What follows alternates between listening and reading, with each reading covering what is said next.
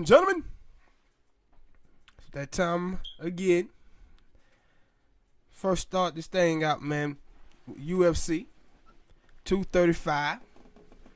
Cody Brandon knocked out again. What's your thoughts on the fight? Sorry for the delay. That Cody hasn't been the same since getting knocked out by TJ Dillashaw. And in that first fight against TJ, they tried to say that he lost because he had hurt it back, and then he came back in that second fight and got knocked out again. So it was like, maybe it was just you. And I said, funny because he do all that shit talking. Now, catching the mad whooping. Yeah. You know, the thing about this fight, man, is that he had hurt Cody, and then Cody had got back in good and landed a good shot on him, and then it was a brawl. Like, Cody was just welling punches, but all of them was like hooks. And I started screaming at the television, like, throw an uppercut.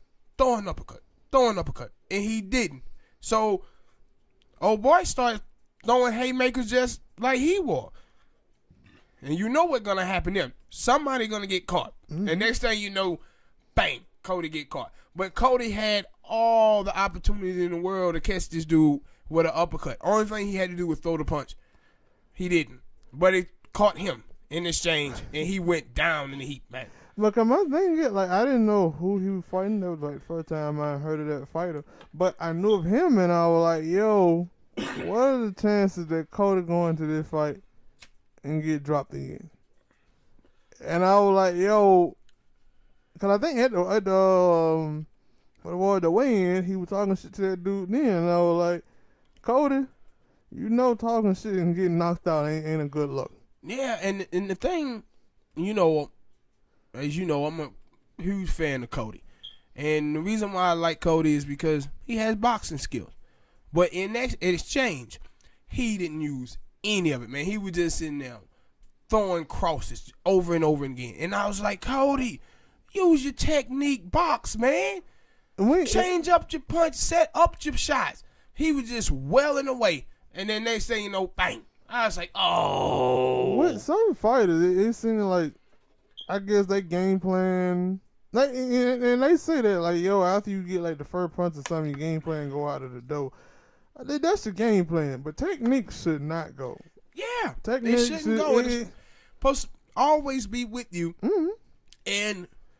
And to me, I was thinking, like, did he not respect Buddy's power? Because that couldn't have been it because he just hurt you early. I think what it was, when he landed his big shot, he started saying, I got him. And that what got him out of his plan. Probably so, but he goddamn, like, he'll, I don't know how many years he been fighting, but he a damn vet. He supposed to know better. Hey, just because I got it don't mean I'm supposed to run over here with my hands down and just start swinging for, you got to still be cautious. But Chris Cyborg, she pretty much did the same thing. Yeah, and in that fight still, that when she did that, she got hurt a little bit, and she still was throwing back at her, and she caught Amanda Nunes. But Amanda Nunes, it wasn't like, I'm guessing it was like a glance shot. It wasn't like pow on the mark like some of them other punches. So she was able to still maintain her posture and posture and still come back. But with Cody, I'm guessing, yeah, that one hit, you out. Yeah. Especially when he was out, you saying that he was already hurt, but then he hurt that dude. Yep. So it ain't like, yo, both of them, like, he got, I mean, like he was so eager to try to get that dude out of there. But man, you talking about this is UFC, baby. You gotta respect that punching power, man. Especially with and he didn't. He was just in there wailing. Especially with those gloves that they be having, and that's one of the things, like, I have a complaint about, like, when I watch UFC and boxing, that it just be some glance blows and dudes just go out, and it like he barely hit you. But that's the special thing about the UFC, them small ounce gloves. Yeah, and I was like, yo, he barely. And that's hit why you. I'm saying this is also why I'm saying with Cody, use your technique. Because with your technique and your history in boxing, you should be able to land a shot better. And you remember when he fought the dude you just mentioned? TJ. The one he fought before TJ, the champ, Cruz. Oh, Dominic Cruz, yeah. When he fought Dominic Cruz, it was technique that won that fight for him. He was too technical of a boxer for Cruz to do anything. Mm-mm. Then when he got in there with Dillashaw, I did not see that same technique. And last night, I did not see it. And I'm like, what are you doing? Like I know I said, it's hard to tell because you will see that between even for that Cyborg fight, that I remember hearing her coach say something about, I tried to tell her to respect you, your technique, you what you learn, you your boxing, respect Amanda Nunes power. But after that first point landed, all that shit went out the window, and I'm guessing for a while that Cody was like, I'm going to use my technique. I'm going to stick to it for a while. I'm going to stick to it. Oh, I got hurt. Oh, I got him hurt. And that is something I've seen from Cody from the fight with TJ, that once it kind of, he will accept a brawl. He ain't and you when you. But that don't supposed to happen when you're a technical fighter, man. Yeah, and that's what I was just saying, you will see, people hate Woodley and Mighty Mouse, Demetrius Johnson, and those dudes who when there's a dude in there and they trying to brawl with them, you'll see them say, I'm stepping back, I'm getting back in my technique, I'm not finna brawl with you. But Cody is too accepting of a brawl. Like, when he get going, or somebody will start to go into we finna brawl, he'll just sit there and start brawling with you, and it you do know whoever got the better chin gonna win this. Yep. They got the better chin and the better right or left hook. And I'm telling you, man, old boy threw a beautiful shot, and when it hit him, he just went down like a baby. He was just laying to his side like he was asleep. And I was like, man, come on, Cody. Mm-hmm. That's my guy, man. But that's what I said. I was like, because, and that's the thing, you see those people who talk a lot of shit, and you can't wait till they start getting their ass whooped. And and my thing is, when I watched, I was mad when Cody lost that first time, and last night I was just disgusted with him. Cause my thing when I was watching that TJ, when the first two times he fought TJ, I was like, I think I'm kind of leaning toward TJ in this whole thing. But at the end of the day, I want to see a good fight. And then when it was he lost, and he was like, I lost, and I was dealing with back problems. I was like, okay, so that means you fully healthy. It's the same thing I did with Joanna when she got beat by Third Row the first time. She was like, I was having weight cut problem, and it was like, okay, when you get in there that second time, I don't want to hear nothing about that second time, that third time, that fourth time. I don't want to hear nothing about. Cause you saying, when I'm in tip top shape, I can beat anybody. Walk up. Came back and a lot worse than he did the first time. Yeah, and that was we'll get to that fight later. That's because Dana White, they always be having prayer conferences and stuff. I didn't see the exit prayer conference for him when he was talking about their fight. I guess they just didn't even want to mention it. But he was talking about T-Wood, about how did he use any excuse for the reason he lost, and they were like, no, he didn't. No, he didn't. But for Cody, I was like, I don't know what like I said, I didn't see his post-fight thing. Most of the time when you get knocked out, they don't interview the people in the octagon, but after the show, they do the post-fight conference. Right. I didn't see his. I had to go back and look. But I didn't want to hear from Cody. I didn't want to hear from Cody. I was disappointed. And when you see it, and he got it. And you know how I am with fights. Mm-hmm. And I'm just looking at the uppercut, because the dude got his arm so widespread, and he's looking for these hooks. He was looking for them. When Cody was throwing them, he no, he throwing nothing but hooks. And he started throwing, and I'm like, Cody, one uppercut. Mm-hmm. Like that's what I always say. Like even in street fights, whenever we can get it like a camera or something to record ourselves reacting to World Star Fight Camp, I always say like, yo man, why I don't never see people throwing uppercuts? It's in that throwing an uppercut is a lost art in boxing and in the UFC. You would never like in video game. That would be my favorite punch to throw the uppercut. And because right there, always right there, like I'm saying, like, and my whole thing with him, with Cody, the reason why I kept saying throw uppercuts or something short up in the middle, because he had closed off space. It ain't like he was throwing punches from a distance. They was right there in front of each other. He throw the uppercut is right there. Mm-hmm. And that's what I like, and that's what I say I like about Bone. Bone don't throw uppercuts, but what he do is Bone do throw uppercuts. Yeah, but he sometimes. But one of the things that he also do is because he got that long frame, man, he throw them little up kicks and that kind of like an uppercut too. And it like if you and I seen Joanna, she do it a couple times. And it like yo, if you ain't gonna throw the uppercut, at least throw that foot right up the middle because sometimes he do have the.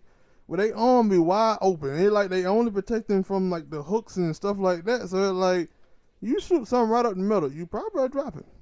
It ain't no problem. It's a guarantee. The only thing I can say to end this is, damn, Cody.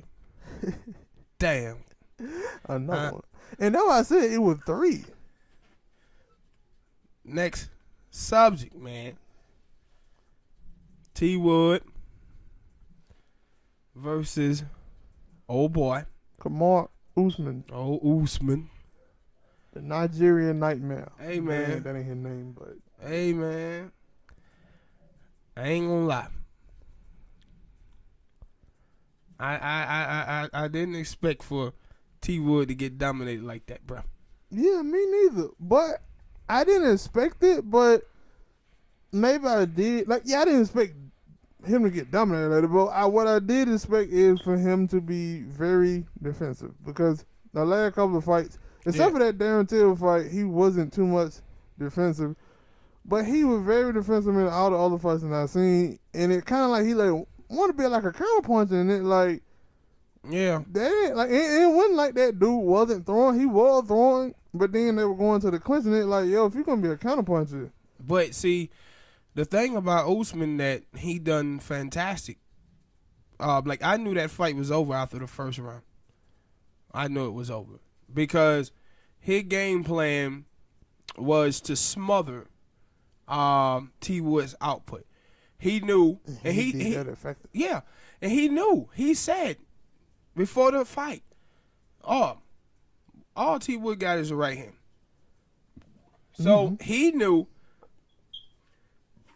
What a lot of fighters don't understand is that when you go in the ring, you never try to take advantage of your opponent's weaknesses. You try to take away their strength because most fighters been winning fights that one way, and that's the only way they know. So when he took that right hand away from Wood, he was stronger than Wood in the clinch. That fight was over. It was over. And I said he would give Wood 1 or 2 shots. And he knew what was coming every time. It was going to be that right hand. And once he got out of the way of that right hand, he would get inside, boom, take him down. And he was landing all the little shots inside. And I was like, dude. Stealing points? And I said, shit, he ain't stealing them. He taking them. Yeah, that's what I was finna say. He had to steal points. The thing was, like I said, dude, like we have been people saying, like, yo, T Wood is one of the greatest fighters ever, or greatest middleweight or whatever. Welterweight. He got dominated. Like it wasn't close, bruh. It was no time where you say, yo, T Wood had a chance. Not that he had a chance, but when Rogan he said, yo, this dude done won every second of this fight, he is correct. It was no point where I said, yo, Wood did good then. Wood did good then. No.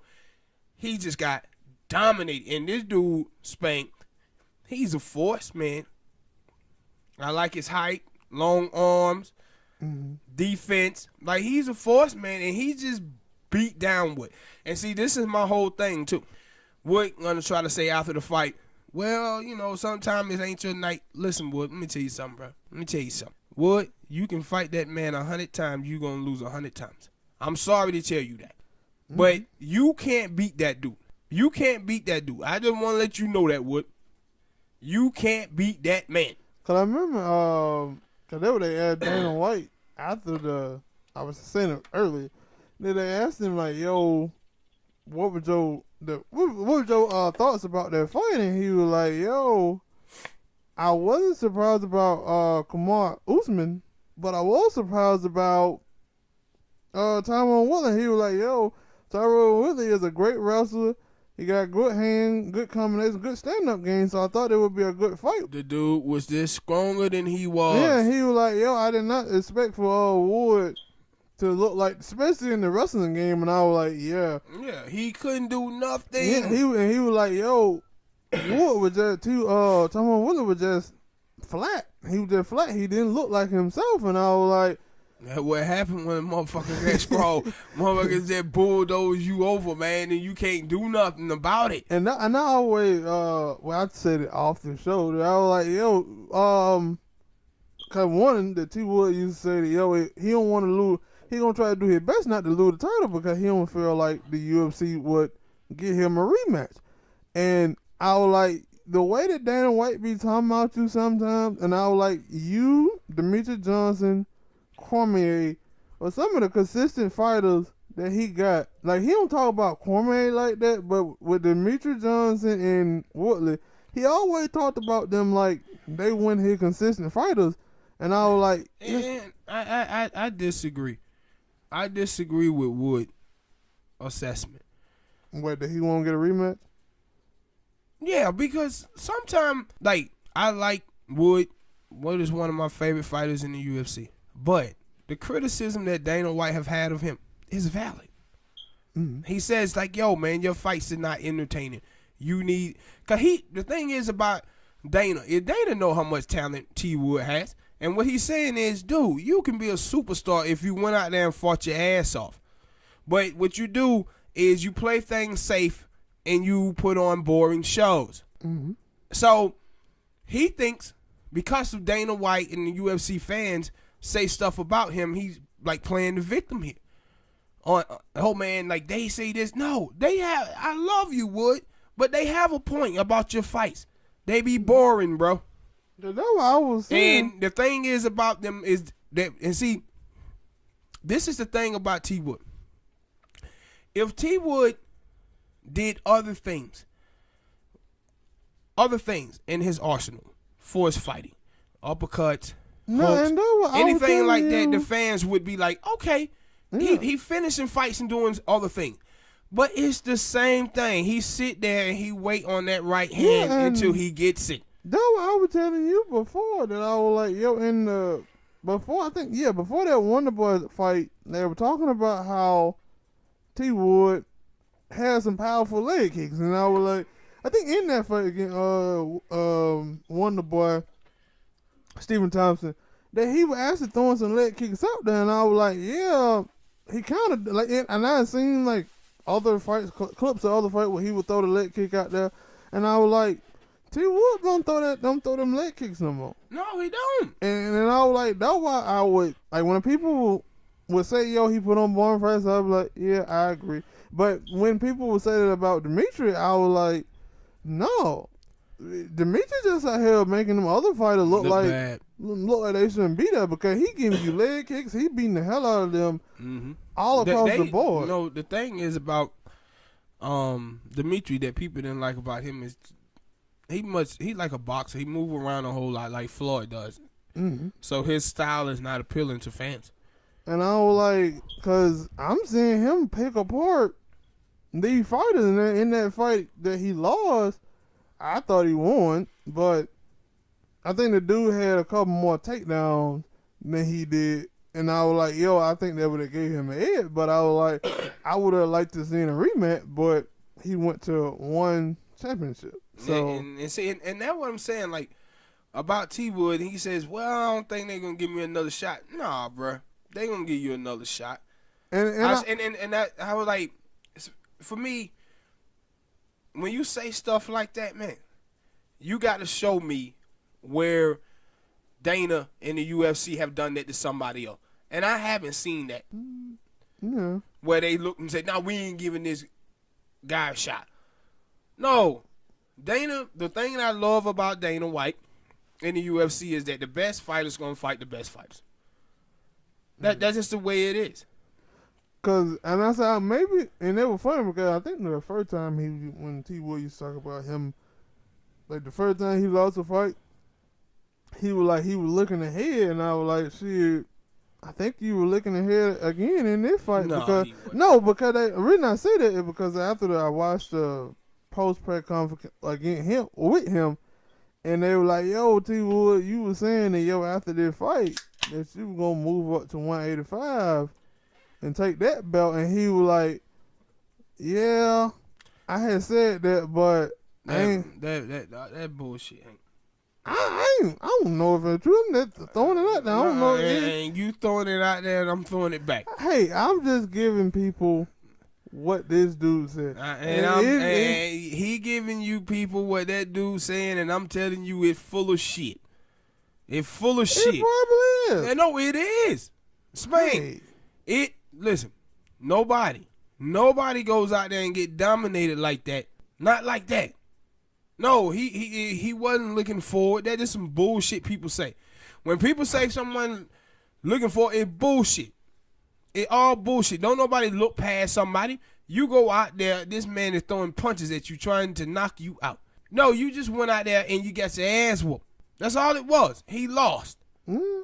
And I love T. Wood, but he lost. And that's what I'm saying about, like, he's saying, well, I don't know if I'm going to get a rematch. Listen, you may get a rematch, but you shouldn't get it the next fight. You should have to go in there and beat somebody else to prove. But when you say that, when we talk about TJ versus Cody got his ass whooped, came back in that fight, and he fought TJ. I ain't seen other people who do that. But then there have been some other people who got lost. Boy, every last one of them times you seen that, the motherfucking fight was at least competitive. This fight wasn't competitive. It wasn't competitive, Spank. So the dude that was outside of the ring, they probably going to try to put Usman in the ring with him. Yeah, I understand that. If Dana looking at it and saying they'll put this guy in the ring with him. Would you go off and win another fight and prove that you deserve to get another title shot? Because you did not just lose. You got shut out. You didn't win a second in that fight, bruh. No. Go win another fight and then come and holler at me about a rematch. But until then, don't be sitting out here playing the victim talking about, yo, man, well, Dana and them ain't going to give me another shot. After that ass with him, you need to go and prove that you deserve another shot. Because the only thing I seen you do was take shots. And, man, it caught you upside your forehead with that elbow. Had him out there leaking. Fuck with the wrong motherfucker, and then your ass out there bleeding. Mm. Now, he don't deserve, he need to go out and win another fight to get a shot versus Usman. That's my point. I ain't saying wrong. I'm just, what? Yeah. Fuck it. I ain't got nothing else. Next topic. Bone Jones versus Anthony Smith. Jones want to fight 4 times this year. Do you think he can? And what's your thoughts on that fight? Well, first for that fight, I thought Bone Jones gonna win the fight. I thought that maybe the dude would do a little bit more, but like I said, I put Bone and Dimitri in that same category. That they just go out there sometimes and make other fighters look like they shouldn't be in the ring. And now, cause I know that they, Go ahead. I got stuff to say about this. Actually, no. In that fight, at least in this fight, cause in that Gustafson, not this fight neither. I got stuff to say about this. Finish your point. Yeah, I know how you feel about the fight. Like I feel like the fight. I don't know it, but from back what I was saying, in that fight, he made the dude look like. I think he did a little bit, but he didn't seem like he capitalized on Anthony Smith, and it was like at some point Bone gonna start teeing off, and he did, and that's why I was like, I said in that Gustafson fight, you seen Bone took some hits. and he took a beating in that fight. I said, but that was like the only time I just seen him, actually had to go back and forth. It looked like he had to struggle. I said, through that whole fight, he never looked like he had to struggle at all in that fight. And that was all like, and even with Cormier, when he fought Cormier the first 2 times, I didn't seem like he struggled too much in that fight. And I said maybe because I know they keep talking about, at least he is anyway, he keep talking about fighting Brock. I think they want to put Brock in there with Cormier. I think what Dana said, that he was going to fight Cormier first. And now, like, maybe that's the thing that, somebody who, I don't know if Brock could be, I think I seen them standing side by side. Them. Yeah, Brock way massive over. No, I'm not talking about, I was finna say something about height. Yeah, I know he massive than Bone Jones. And that's what I was finna say, maybe.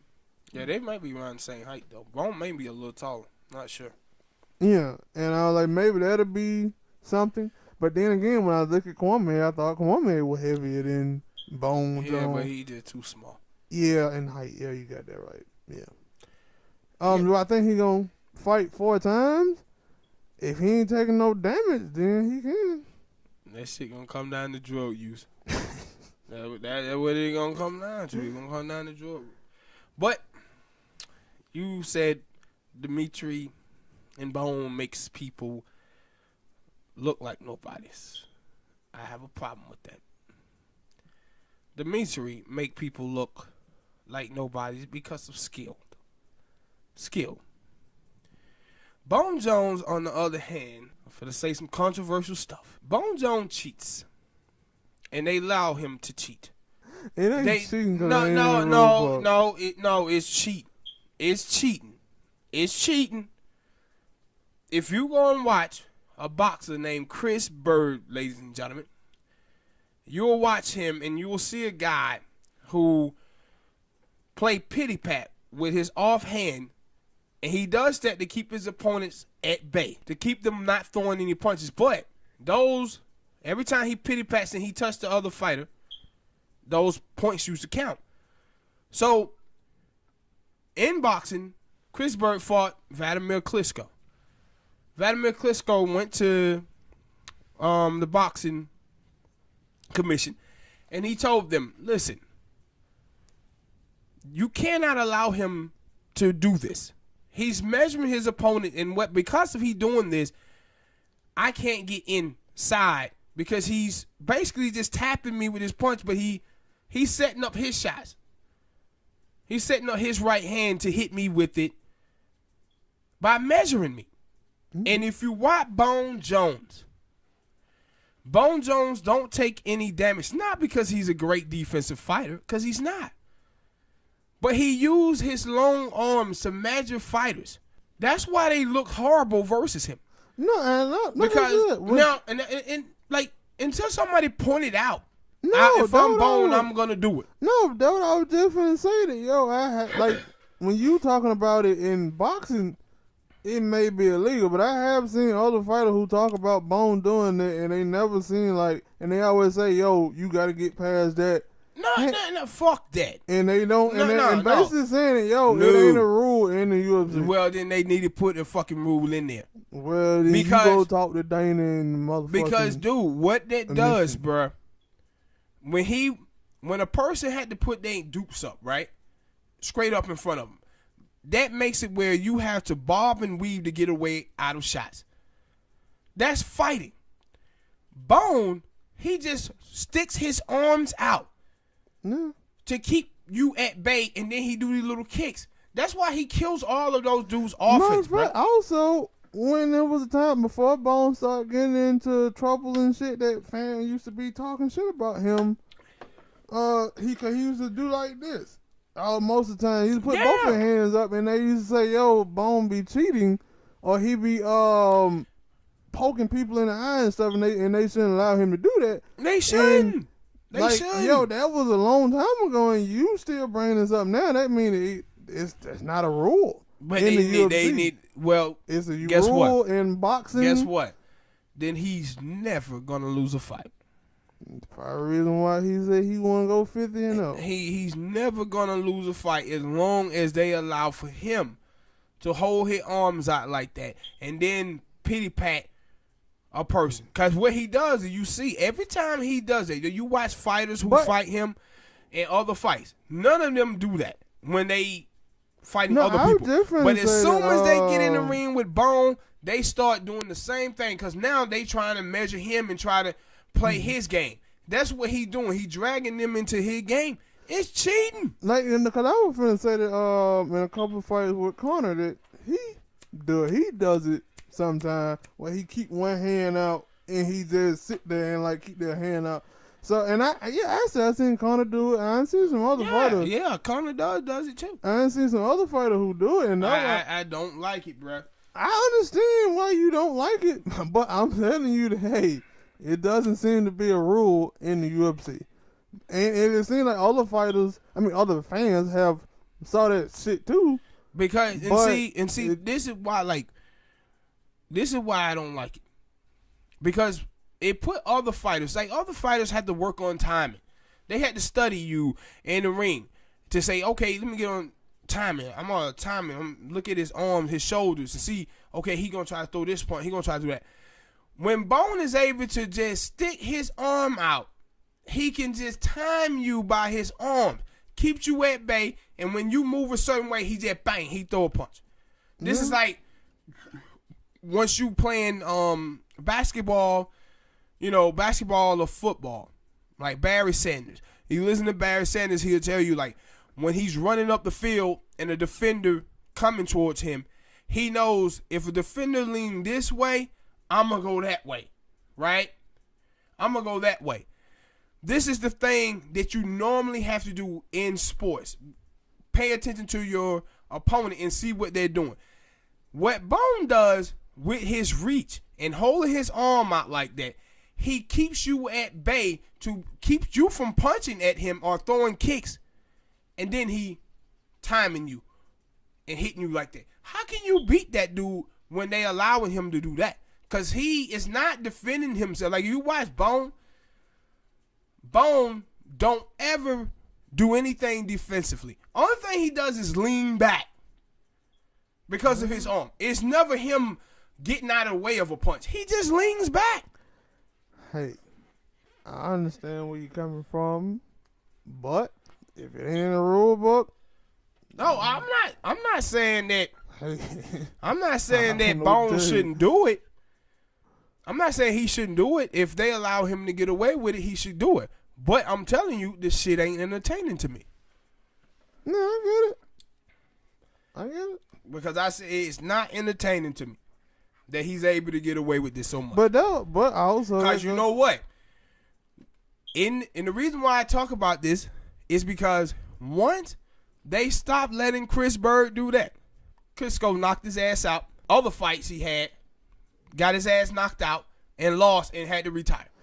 So it tells you that one move that he was getting away with that whole time is why he was winning fights. And that one, when I think about it, I haven't seen other, like, they don't do it like, yeah, they basically do it. Like, I guess it's just a thing in MMA. They just okay with it. Cause I haven't seen other fighter who they stance is like one they like they I think it was southpaw or orthodox. One of them, I guess it's orthodox if your right hand, if your left hand is your hook hand or whatever.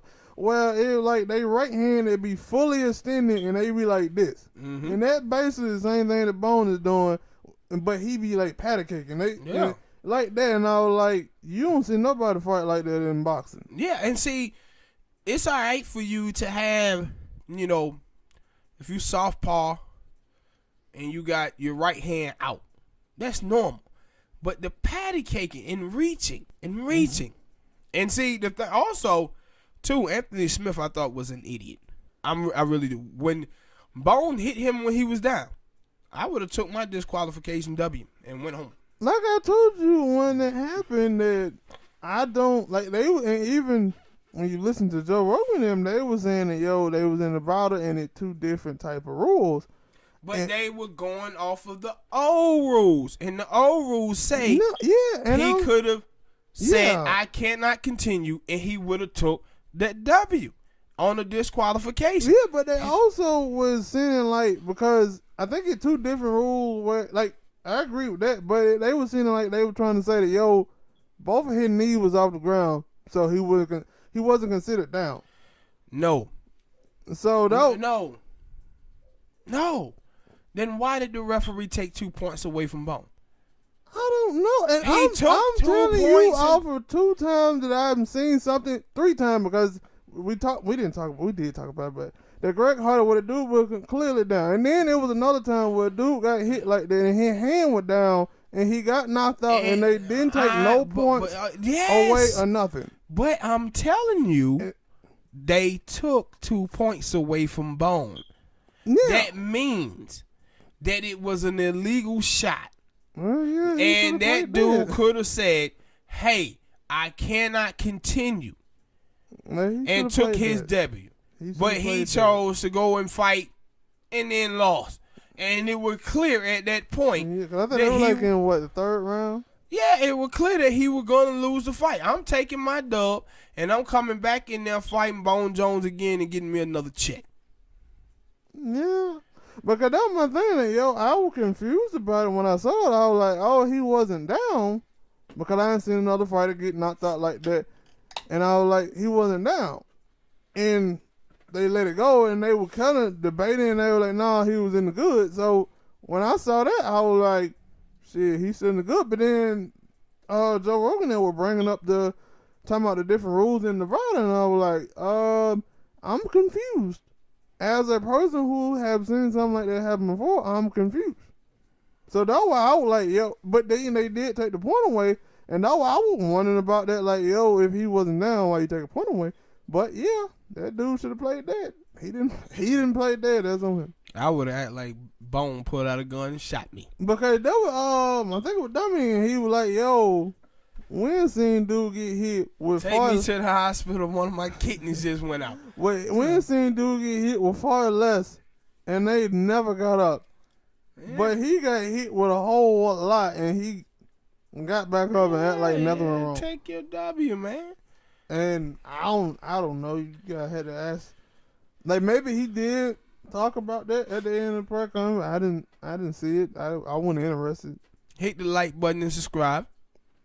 So yeah, and share. Next topic, man. Kyler Murray. Do you think he's gonna be the number 1 pick to the Arizona Cardinals? I guess. Like for me, my Raiders pick 4, so that means I'm gonna get me a top pass rusher. Whether it's Josh Allen or Nick Bosa or Quentin Williams. But my thing But my thing is like I guess I understand that from that standpoint that they got a new head coach and he probably gonna want his other he won't want a quarterback that he wants. But I said when I was watching the combine today, even then, before then, I remember watching Undisputed and Shannon had said something. And I was like, I watched a couple of Kyler Murray games, and I was like, yeah, he do throw the ball from the pocket some of the time, but sometimes he do have a bunch of scramble plays. Yeah, and if that shit gonna work in the NFL. Because if you think about it, sometimes that was Johnny Manziel had too. He had a couple of scramble plays. Well, he would just run around and then throw the ball to Mike Evans. Yeah. And he tried that shit in the NFL and it didn't. Well, maybe he didn't get the proper what I want to say, tutelage training. But the thing is about Johnny is that Johnny wasn't awful in the NFL. Like Johnny had some games where he was decent. The thing was Johnny. I don't know. Yeah, he did. Johnny had some decent games. The problem was with Johnny is that Johnny has had domestic violence problems, and then he had them drug problems. That's what done Johnny in. Yeah. But he had a couple of games where he threw for some yards and made some nice plays. And, go ahead. With Kyler Murray, though, my thing is height. They say he 5'10" and some. Yeah, they're too damn short. I think they're like the same damn thing Baker Mayfield is, like 5'10". But he's short, dude. Like, he's short. He look real small out there. Yeah. Like, at least with Baker look like he got some muscle mass. This is some stuff with Baker. And I'm not so 100% on Baker Mayfield like that. The thing is, I like about that kid, I like his accuracy. Which one? You talking about Kyler? Yeah, and shit, when you say Baker wasn't taken with the first round pick, was he? Well, yeah. To the Browns, first round pick. Yeah, I wouldn't take him with the number 1. They took him there number 1. And see, the thing is with him is that he just short. Now that I say this, I say he's short, but the boy didn't lose a game in high school at all. Did it damn good in college. So maybe they see something in it. I just wouldn't pull the trigger on them. And that's my thing, because I was like, yo, we see this a lot with like quarterbacks that's supposed to be first round picks or whatnot. Some they definitely ain't a first round pick, but somehow they squeak themselves in, and they don't, and they get thrown in there. Because you gotta say, yo, he getting picked number 1.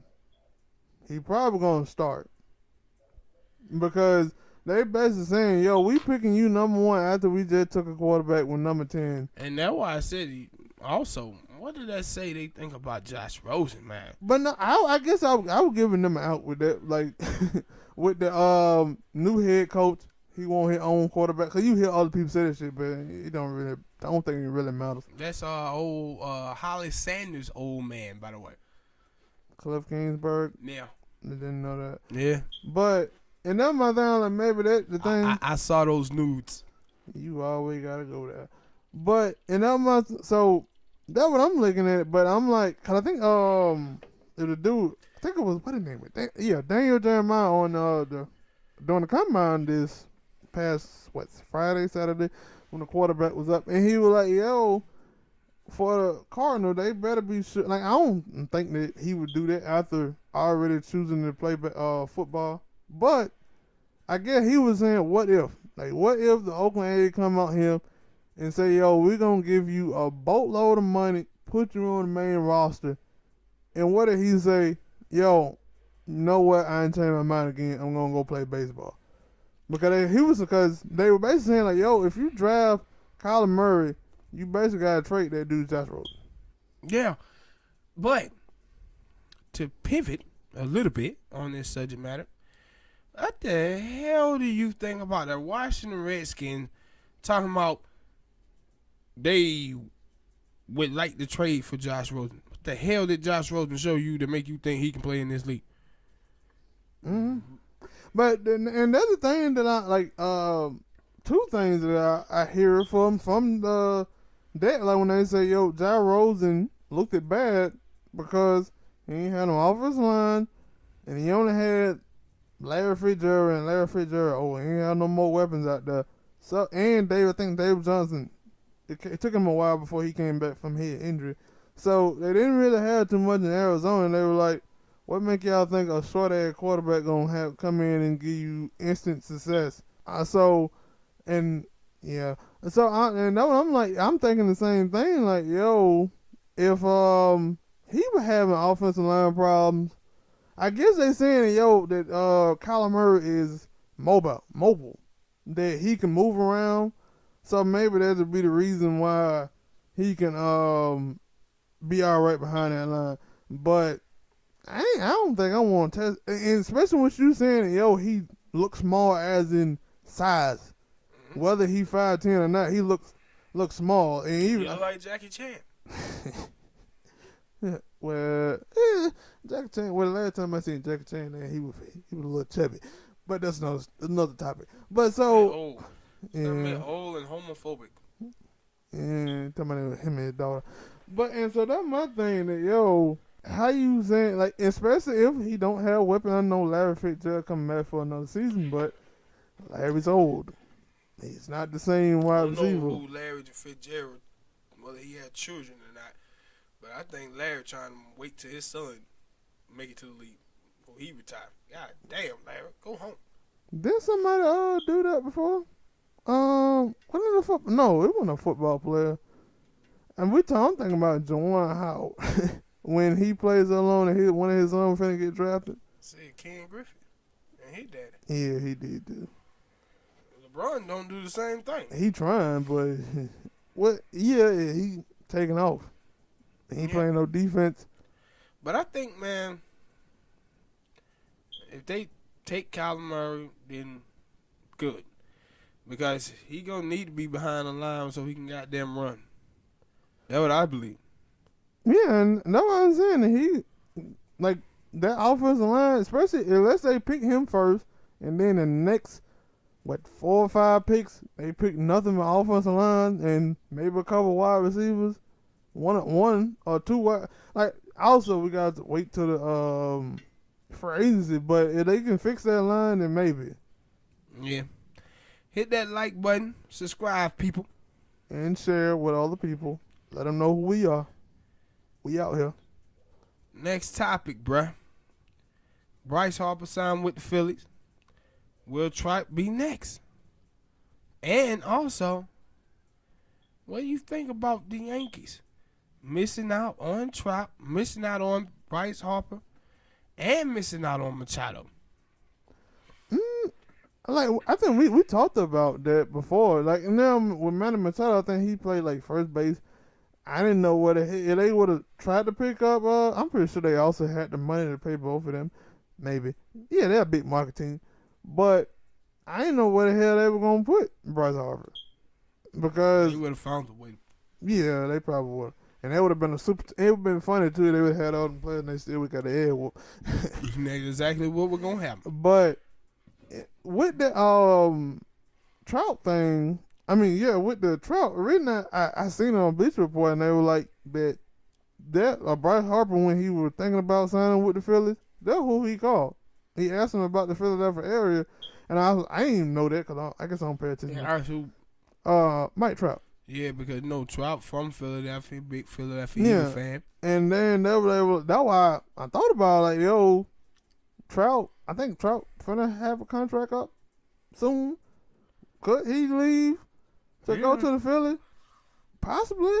A lot of players it seem like they want to go home and play at home. And then you saying, yo, we put me and Bryce Harper and we working some. I guess they got some pictures over there. I'm not sure. They put a team together with both of us, 2 top players. Maybe we could do something. But I mean, I guess it remains to be seen. And I guess that this year anyway they would have to take, because I had to see their roster. I'm guessing they taking some L's. Yeah, see, I hope that Austin Trout does go. Mike Trout, not Austin. Yeah, I'm thinking about damn boxing. Yeah, but I hope Mike Trout does go to Philly. And the reason why is I don't know why I'm this way, but I like it when the Philadelphia Phillies is a good baseball team. I do. I guess because of Jim Rollins and goddamn Tomey. I liked it when they was in Philly. Mm-hmm. And so I like to see that team do well. I just do. And I like both of these guys. I like Bryce Harper and I like Mike Trout. I don't know if I would have paid Bryce Harper $330 million. Especially because a lot of people were saying that he was on a down year. And I hate that he got the contract.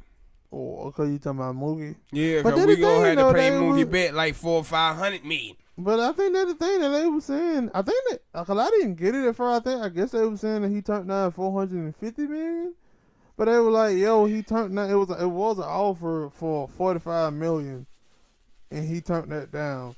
And I was like, $45 million a year? Like, I'm pretty sure in baseball, all that money guaranteed, so he getting all that $330. Yeah, he getting all of it. So I'm guessing y'all are saying that he had an offer out there for $450 and he turned that down. That had to be from some small market team.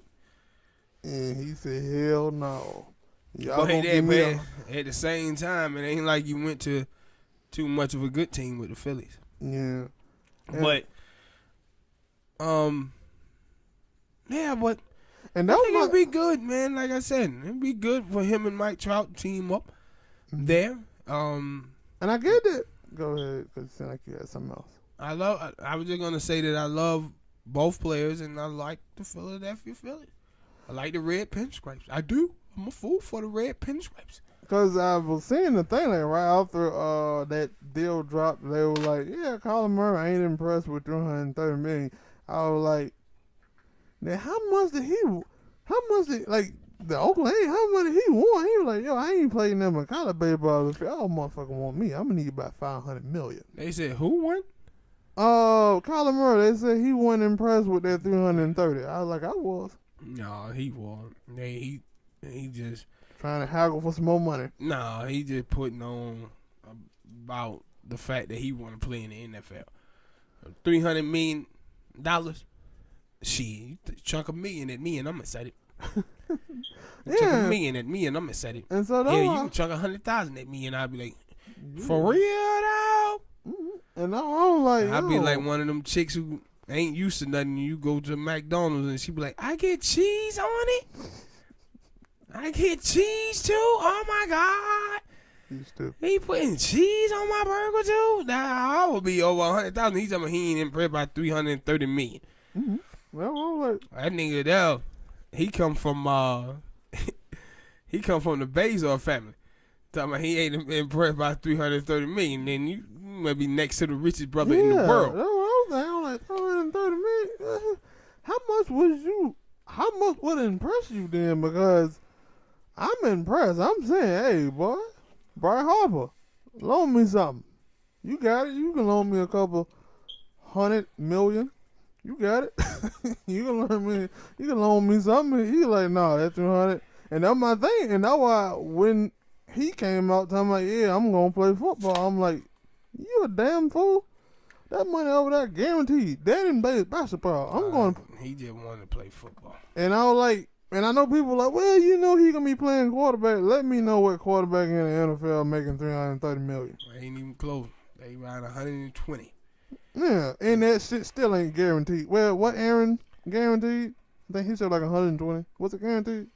Hell no, all of it wasn't guaranteed. I know that Kirk Cousins, his shit was 80. His shit was 80. That's 80. And that was a terrible mistake.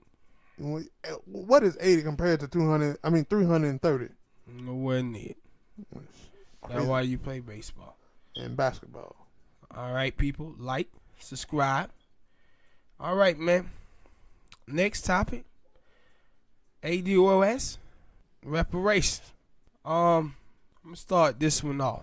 To talk about the fact that some people are trying to say that the ADOS movement is divisive. Now, we have these black people that is in the media, on the blogosphere.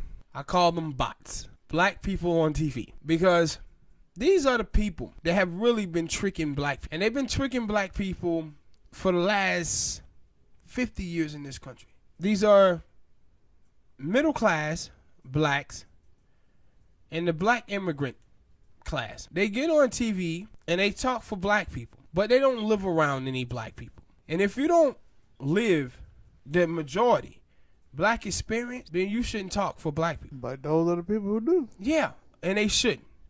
Now, what I want to talk about is that why they say black people are being dismissed. Black people are talking about the ADOS movement. They saying, hey, the fight for reparations only concerns African American, the descendants of slaves. That's who have a claim to chattel slavery in the United States of America. And people say they've been divisive. But you have Africans in this country, not all of them. We got some great African brothers and sisters out here. But you have other ones who say that black people are poor because they're lazy. Black people are poor because they buy too many Jordans. Now, this is white propaganda used towards African Americans. Now, people love to bring up the fact that Malcolm X wasn't 100% African descendant of slave, Charlie Chisholm, and Marcus McGarvey. What these people don't seem to understand is that all of those people lived in America pre-1964. Therefore, we lived in a segregated America, which means all of those black folks was anchored in blackness. Now, the immigrants that's in this country today, after 1964 with the passage of the Civil Rights Act, black people was able to live in white communities if they could afford to. suburban areas and cul-de-sacs. Now, the immigrant class started to come to this country. The top 1% of their country, that's who those people are. So they come here and they live in white spaces. Okay? You cannot compare those people to Shirley Chisholm, Marcus McGarvey, and Malcolm X, because they grow up in white spaces. For all of you Negroes out there and all of you immigrants, y'all morons might want to go read a book, a couple of books. Go read The Miseducation of a Negro, and then go read the book by Eugene Robinson, The Splintering of Black America, where he talks about how Black America is no longer 1963 black. We splintered in 4 parts. We have the affluent, it's Barack Obama, Oprah Winfrey class. The upper middle class, blacks, those are people like Simone Sanders, Selena Maxwell, Bakari Sellers, and y'all see what those boulets are doing. And then you have the immigrant class. And the immigrant class are people who thinks in a lot of ways about African Americans in the way that Candace Owens think about black people. She's Caribbean. The way that Mia Love thinks about black people. She's Haitian. Now, all of these Pan-Africans keep telling you that, hey man, we all black the same. We all black the same. Then tell me, why is it that when Donald Trump says attacks African American, it didn't bother Mia Love. It didn't bother Candace Owens. But when Trump called Haiti a shithole country, Mia Love says, oh, Trump, is a terrible person. I can't believe you said that about Haiti. Because she doesn't consider herself one of you niggas. Mm-hmm. That's why. And when you see these Haitians, these Caribbeans, and these Africans, pay attention to the people who they date. It's either someone who's a part of that group or it's a white person. These are the people who be on the internet all the time talking about black men are the weakest link. The black men are trash. And praising Zaddy. Look at the flags in their bios. Look at articles that's written on Gossip that was racist toward Beyonce. And when Beyonce called the woman out about it, she says, well, I'm Nigerian. And I really don't understand that much about black culture. Look it up, black folk. But they want. Look at the internet. Look at the website, the media takeout. That's owned by Nigerians. That every single time a black person, a black man date outside his race, a white woman or whatever, these people are posting it online to play with black women's minds. Even though 85% of the players in the NFL has black wives. Oh, I thought you were talking about the 95%. black men and women marriage rate. No, I'm gonna go into that in the next subject. But 95% of African American men in the NBA have black wives. But these websites, like Madame Dior, another website that owned by black foreigners, black women and men over there at the BuzzFeed. Look at their anti-black rhetoric that they spew against us. Now, when we point that out, y'all want to say we divisive. We divisive. Why y'all didn't point out the fact that they call African Americans Akatas? What does that mean? A stray cat. Okay. Yeah, see, they call black people Akatas because African Americans Akatas because black people came to America as slaves. Now, that's why they got the Black Panther from, because the first Black Panther sighting was in Africa. And that's why the group Black Panthers accepted that name as a stray cat. But I always tell black people who talk about the word Akata, it's not the word Akata that is bad. What's bad is what surrounds it. That word when Africans use it towards African Americans. And what surrounds it is white stereotypes about African Americans. The reason why they do this, people, is because they anchored in whiteness. I know we're talking about black people, but is it kind of the same thing with Mexican people and Absolutely. I think it's Chicanos, right? Yeah, absolutely. Spain. This is what I'm telling you, man. These bots, blacks on TV, the Boulets live a white life in America, bro. And the Latinos do too. Because if you go back to Oscar De La Hoya is a Mexican American. Mexicans did not like him. Mexicans in Mexico, they didn't like him until that boy had to beat up Fernando Vargas. I remember that. Now, you can go online and you can see Mexicans who come across this border that absolutely hate Mexican Americans. Now, they tell them that they're not really Mexican. Now, this is the same thing with Asians. Like Asians who come here call other Asians mutts. I think you told me about it. We just found that out, a couple weeks ago? Yeah, call them mutts.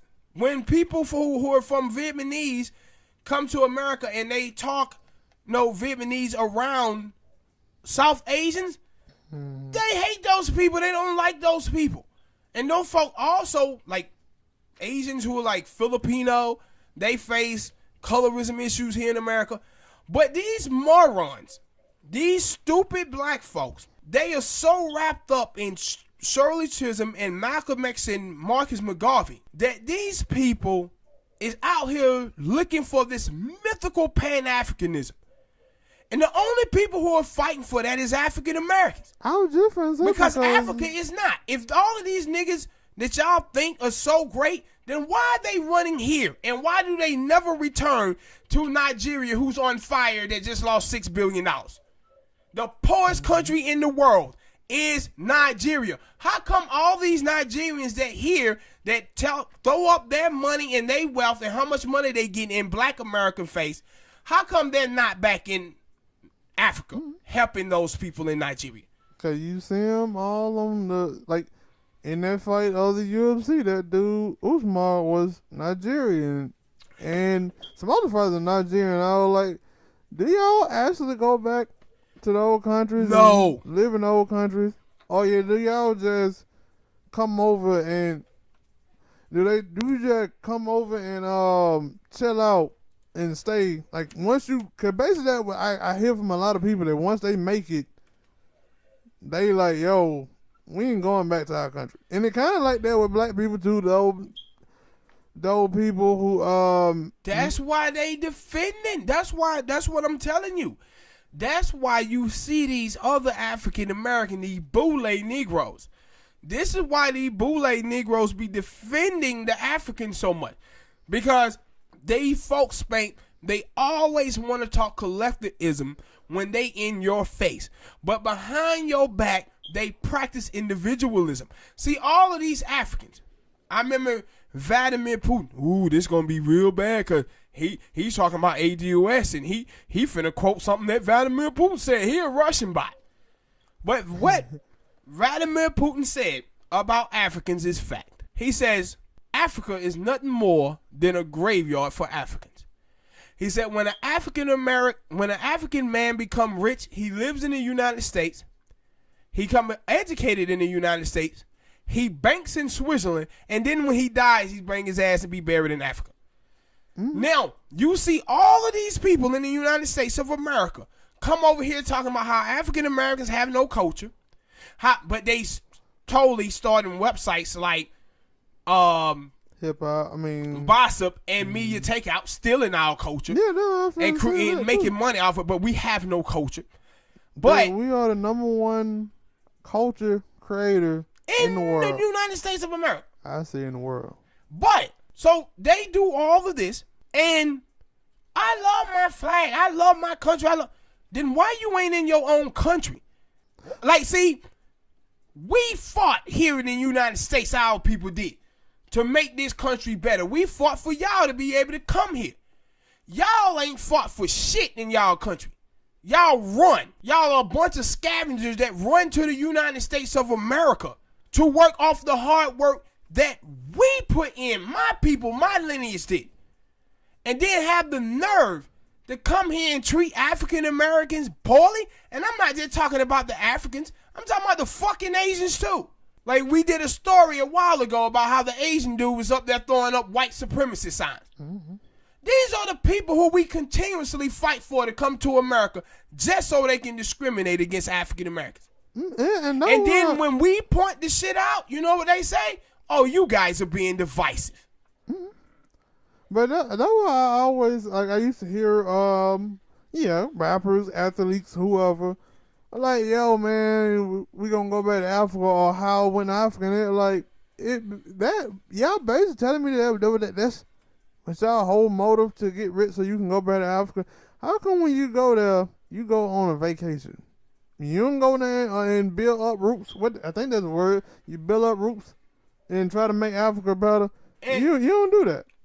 Or in the hood. Like when you watch people like Joel Embiid, and he talk about how this white girl that he engaged to, he said, "Thank you for pulling up with my African ass." Yo, African ass. Mm-hmm. Like, what you talking about? What you talking about? What even said that? See, when you see people like Kodak Black, and he say, "How man, I never date a black woman who's same color as me." Man, these folks out here got self-hatred. See, let me tell y'all something, people. Don't know how to diagnose it. Let me tell y'all something. We as African Americans, we ain't had no choice. We came to this country by force. We had to adapt to a new religion, Christianity, or be murdered. A new language. A whole nother way of life. We came to a country where, and still to this day, 75% of America is white. Africa is 90% black, and the white people that own all the land. When you look at stuff in Africa, hell, they believe in a white God. That's what I'm finna say. They going around here praising white Jesus. We didn't have no choice. Mm-hmm. We were beaten, brutalized, and sodomized to force to believe in that. And now these Negroes going to sit up here and tell us that, oh man, this Pan-African stuff. No. It's a mythical dream. They ain't they not like we are. We in America say we are America. We Americans. That's not what Africa is. Yeah, Africa is a continent. It's not a country. In that continent, 54 countries exist. And in every last one of those countries is a bunch of different tribes.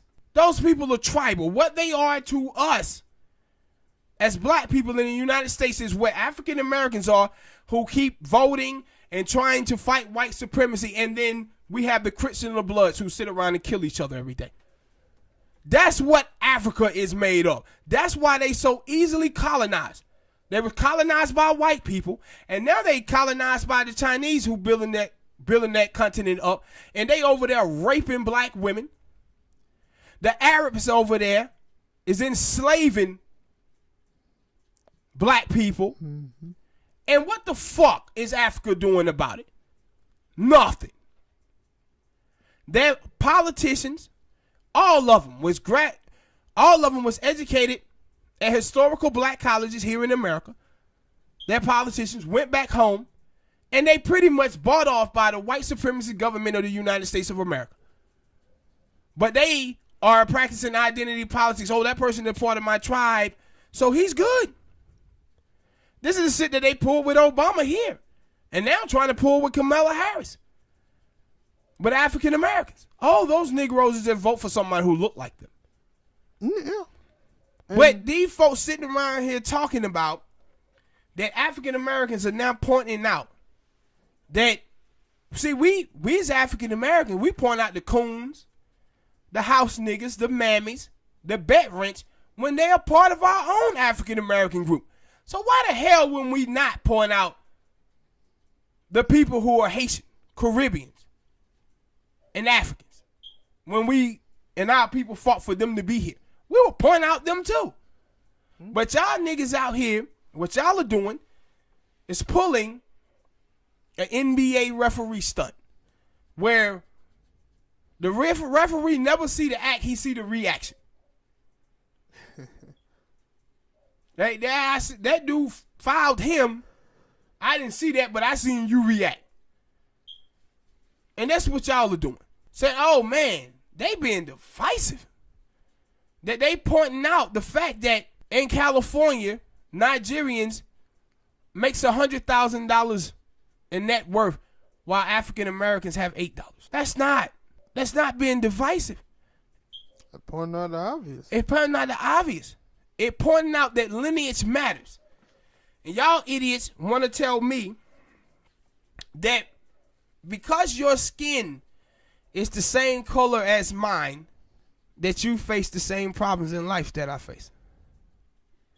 You telling me that lineage doesn't matter. Well, let me tell y'all something. I want y'all idiots out there who have a problem with the ADOS movement. I want y'all to go focus on one, LeBron James. A few years ago, LeBron had nigger spray painted on his house. LeBron said that he needed to have a conversation with his sons. And the reason why he did is because LeBron said, I want my kids to understand what racism means. He said, because my life that I grew up in, I understand what racism is. Because I grew up in the hood. But he said, my sons don't understand that life because they live in privilege. Mm-hmm. Y'all niggas want me and other black people to look and say, you know what? No, we all the same because white people can be racist. No. If you live in a white space, you don't live in a police state. That what that whole damn show Blockers is about. Because I remember Anthony Anderson was saying, yo, that was one reason why I think he created it. Well, because he had to look at himself. Look at his kid one day because his kid had did something and he was like, yo, my kid is basically a white boy. Yes. And he said, yo, he was surprised that a white kid knew more about MLK than his son did. Mm-hmm. Now, we have all of these immigrants, not just immigrants, but African Americans who are raised up in white spaces. And these niggas want to tell you that white people have no effect on them. It's almost as if they never heard of the word assimilation. Some of them haven't. Like they never heard of assimilation, bruh. But these folk think that they have some special attraction to black life just because their skin is black. No, black is an experience that you live. African American is a skin tone. A skin tone. Your life, if you live in white spaces, how many African Americans from the inner city, Spank, that you seen in relationships with racist white people? Well, a lot. From the inner city? Oh, you said inner city. No, none. None. But you can go online and see Tia Mowry says her husband not racist. In a relationship with a racist white dude.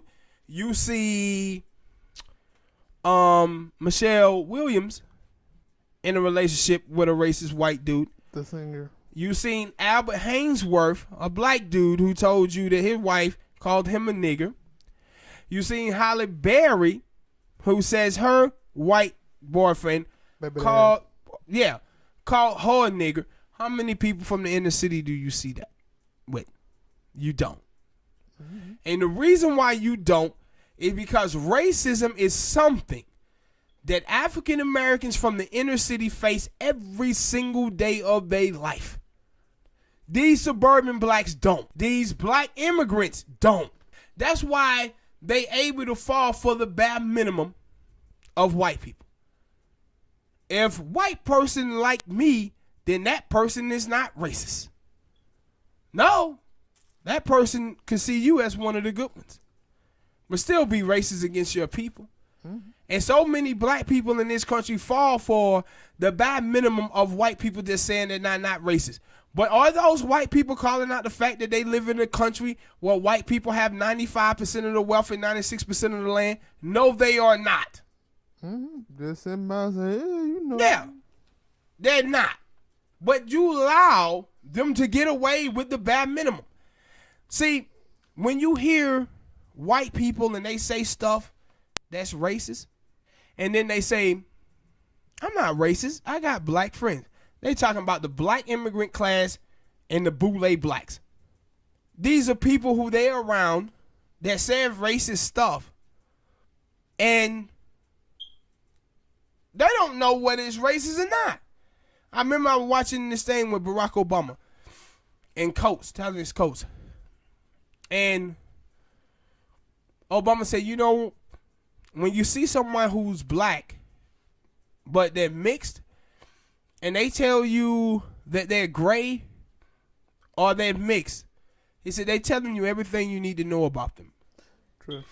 He said, they telling you that they grew up in a white neighborhood, went to an all-white school, their boyfriends and girlfriends was white, and they distancing themselves from their black side.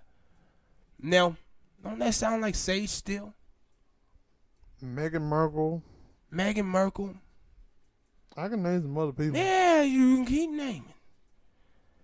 See, the thing is with my people, man, with African Americans, ADUS, out there, and other black people, we talk about race so much, as we should. But we need to start understanding that we also is now in a class game. A lot of these black folks, man, they're not with us. And they never have been. They anchored in whiteness. Okay, with the status quo. Yeah. Status quo says poor black people on the bottom, middle class black people, they in the middle, and white people at the top. Now, and see, the reason why that is, man, even like when you think about the inner city, growing up in the inner city, you'll have a dude smoke that have a pair of Michael Jordan sneakers, and he think he better than the next nigga who don't have a pair, even though they work at the same spot and live in the same apartment complex. And that's what we have with the boule blacks and the black immigrants. But and if you feel that way, like, and this is the thing about like the black immigrants, the stuff that they saying online, like they think of black people, African Americans, in the same sense that racist white people do. Hey man, if black people got reparations, the only thing they would do is spend it on Jordans. Only thing they would do would like spend it on clothes and shoes and wristwatches.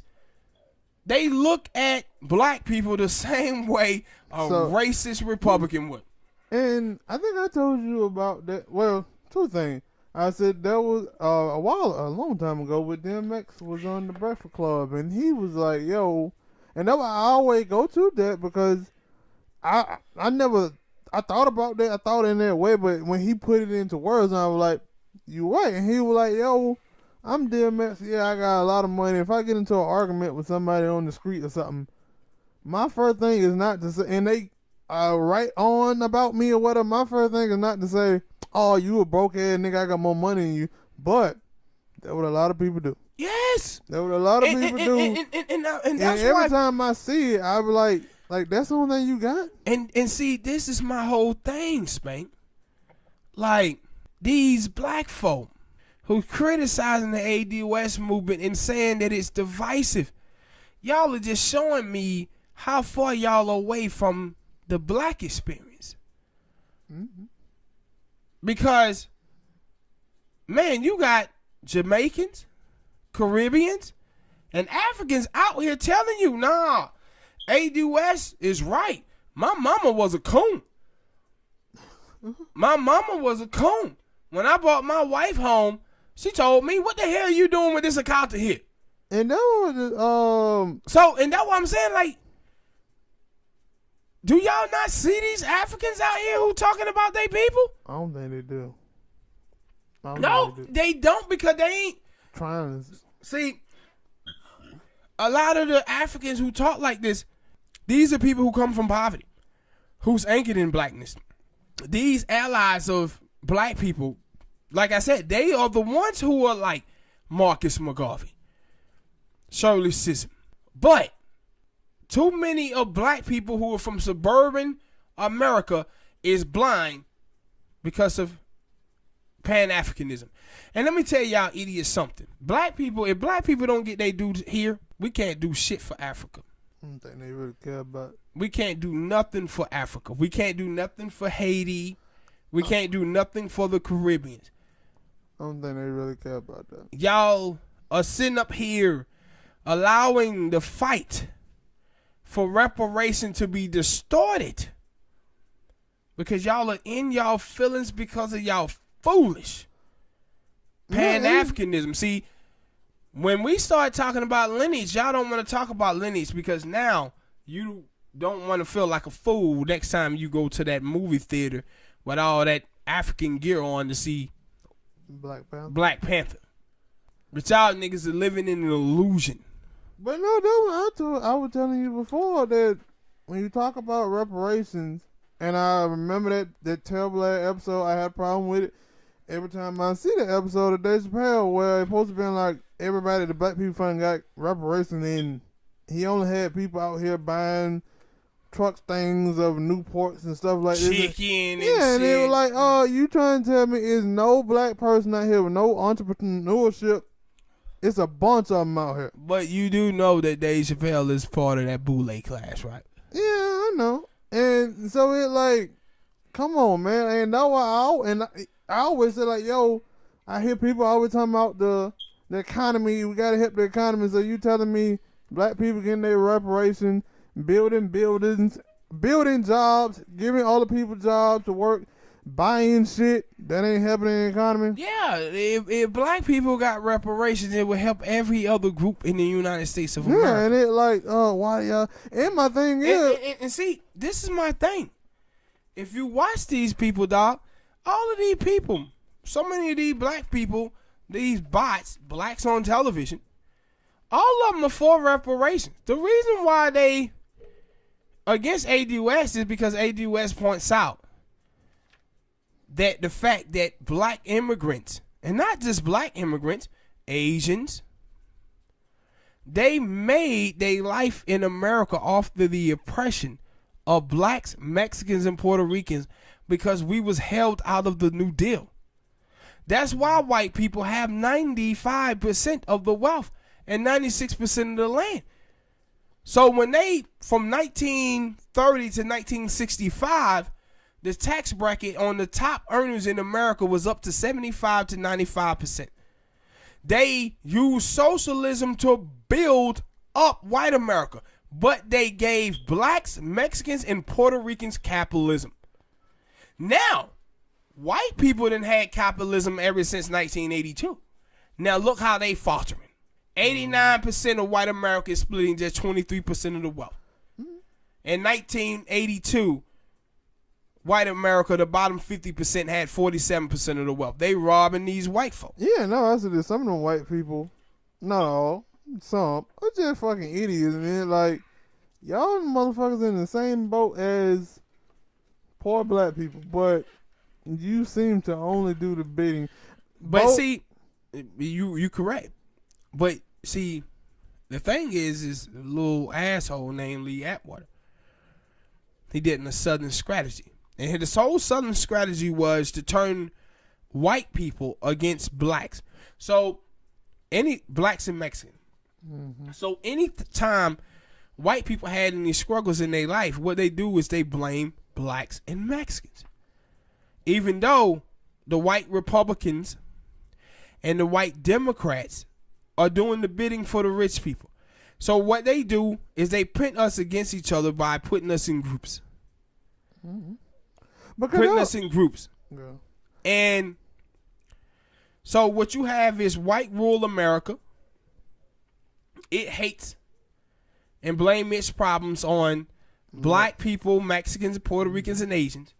And then you watch the boule class, the suburban blacks, Latinos, they always pointing and looking down their nose at Black people. blacks and Mexicans. And that's what the Poor black class. and that's what the black immigrant class does too.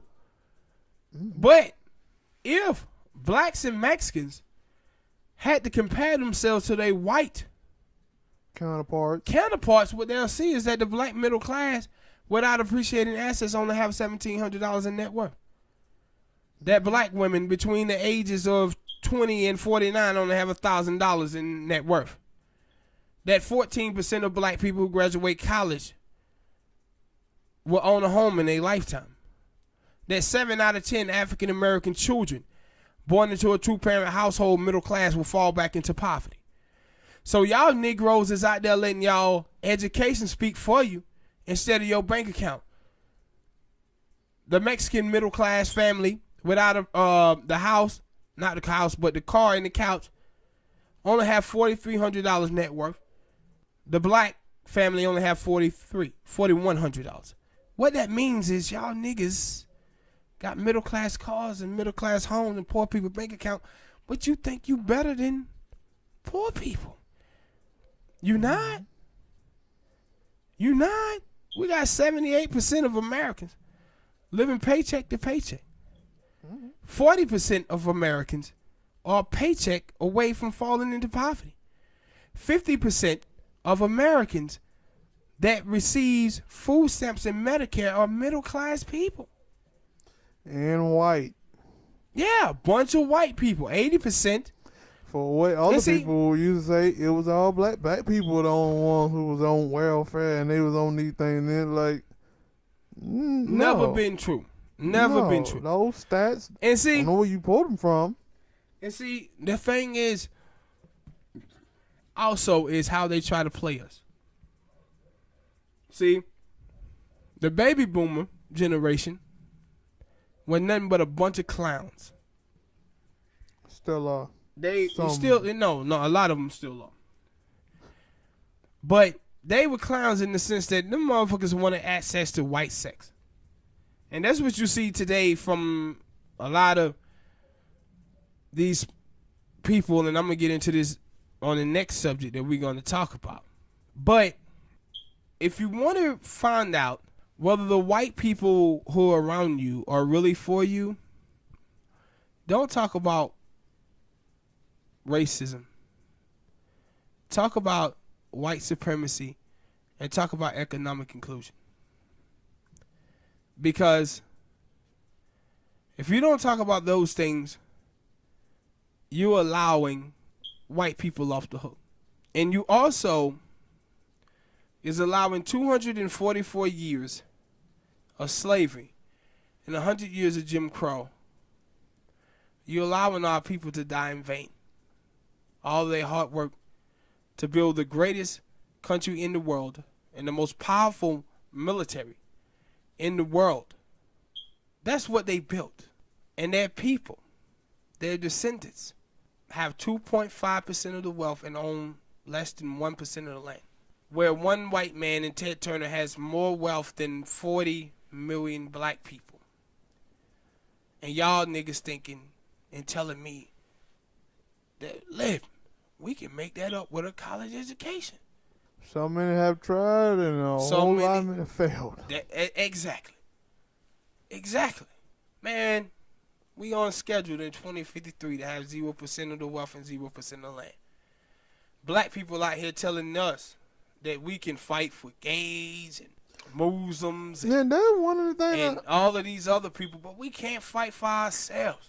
And no, I'm finna say that, I see a lot of people who are talking about the reparation thing, and they're like, you can't ask for that, and it's like, well, the Jewish people, they got reparations. Hell, they got reparations. You know what? They left their country, came to America. Black people have been fighting for gay people, Latino people. We always fighting for them. And we have fought for everybody. And the only thing we saying is, it's time for us. When we ask for ours, have our back. It's time for us. And see, you just brought up the Jews, right? Mm-hmm. Spain, the Holocaust lasted for 12 years. Slavery, 244. Yeah. Jim Crow, 100. The Japanese was held in those camps, in them cages, for about 2-3 months. They got reparations. The Native Americans, they got reparations, casinos and land, and they owned slaves. I hear these motherfuckers out here telling me that Native Americans supposed to be included in reparations. They got reparations, and they own slaves. And a matter of fact, they owned slaves, Spank, longer than white people did. White people freed the slaves. Yeah, because they probably didn't know about it. Well, they probably did. 'Cause they know it now, and they just shit was somewhere documented. Yeah, it was heavily documented. When they owned slaves and Native Americans, longer than whites, white people had to force them to free their black slave. But I see all of these boule black people. Elizabeth Warren, she done ran afoul with Native Americans, so she's out there kissing their asses. Talking about, well, we got to include them into reparations too. Why? They got them. I ain't They never got heard them. no Indian We did. people out here talking about they hurting. You know, you have Bernie Sanders out there talking about, man, I don't know about reparations for black folk. You knew about that $38 billion to the Jewish people. You knew about that.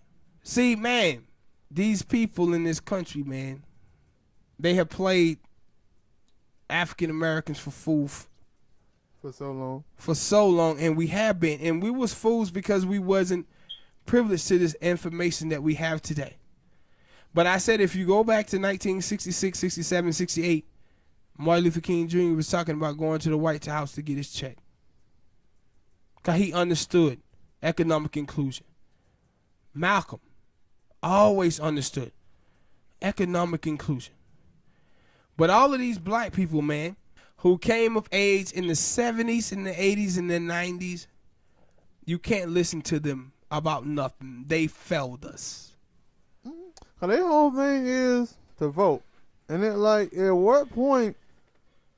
At what point is that? Cause that's the whole thing is vote, but not vote and say, hey, we want this. Just go out there and vote, and hopefully in 100 million years they'll finally do something for you. No, and see, the whole thing is they just want you to focus on the racism of the GOP and Donald Trump. While they racist there, the Democrats are here as well. Yeah, but that's the only thing they want you to focus on.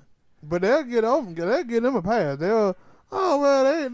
They learn from their lesson. They're not racist. Yeah, no. You see Ralph Nader, his wife, the woman who made I'm from a nigger district and all that. Mm-hmm. Yeah, they cover that shit up from the Democrats. Mm-hmm. And that's my whole thing. Like, I'm happy that young black people are saying, when it comes to voting time, don't expect me to be there. Yeah, and see, the thing that I love. If y'all ain't doing shit for us, why are we coming? Man, what I love, bruh, what I love about America now is that since 2010, with Twitter, Instagram, Facebook, YouTube, Twitter, all of that stuff, man, black people are using that stuff effectively now. And they have a voice. For too long in this country, the boule blacks and the suburban black folk, the black immigrants have been speaking for us. They've been setting the agenda for black America. And that's why we have been failing. Now, I said, black people forced the emancipation. Black people forced the Civil Rights Act. Black people going to have to force reparation. And if that means the Democrats losing, so be it. That's what Martin Luther King Jr. was willing to risk in the 60s. But them niggas, these new so-called leaders, ain't no leaders. Just assimilation, bro. Mm-hmm. It's just assimilation, man. But ADOS, black people, let me tell y'all something. Don't y'all be discouraged. Y'all keep fighting every day. Because y'all on the side of right. Y'all better understand something. These black folks in America, they didn't like MLK. A lot of them didn't. These black people didn't like Malcolm X. All the people who you see now, who were taught their name. Yeah, that talks about kingdom. The thing y'all have to understand, man, is that these people love white moderates. Martin Luther King Jr. constantly talked down about white moderates, said they were worse than the Ku Klux Klan. Malcolm talked down about the Democratic Party and how they wasn't doing shit for black people and how we should hold our vote. Go and research black people, the black pathologists, and see how they hated MLK, they hated Malcolm. Just like they hating on y'all.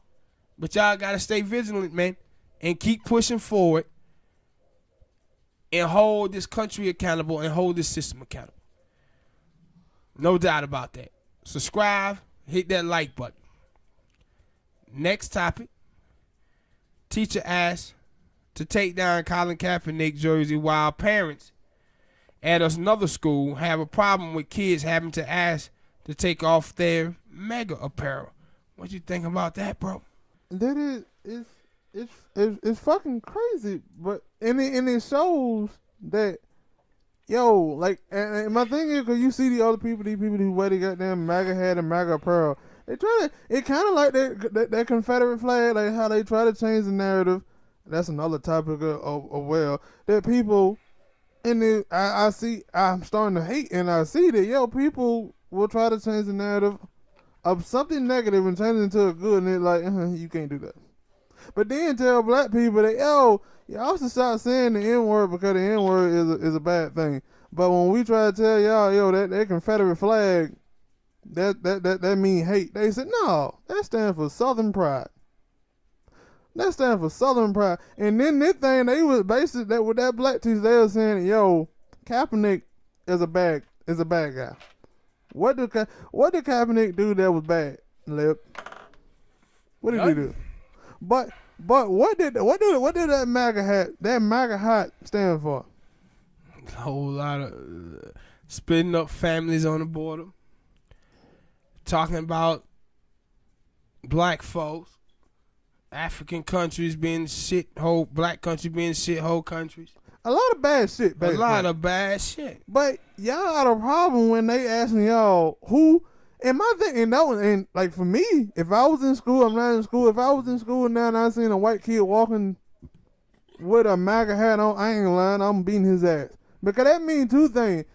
I think we talked about it all air.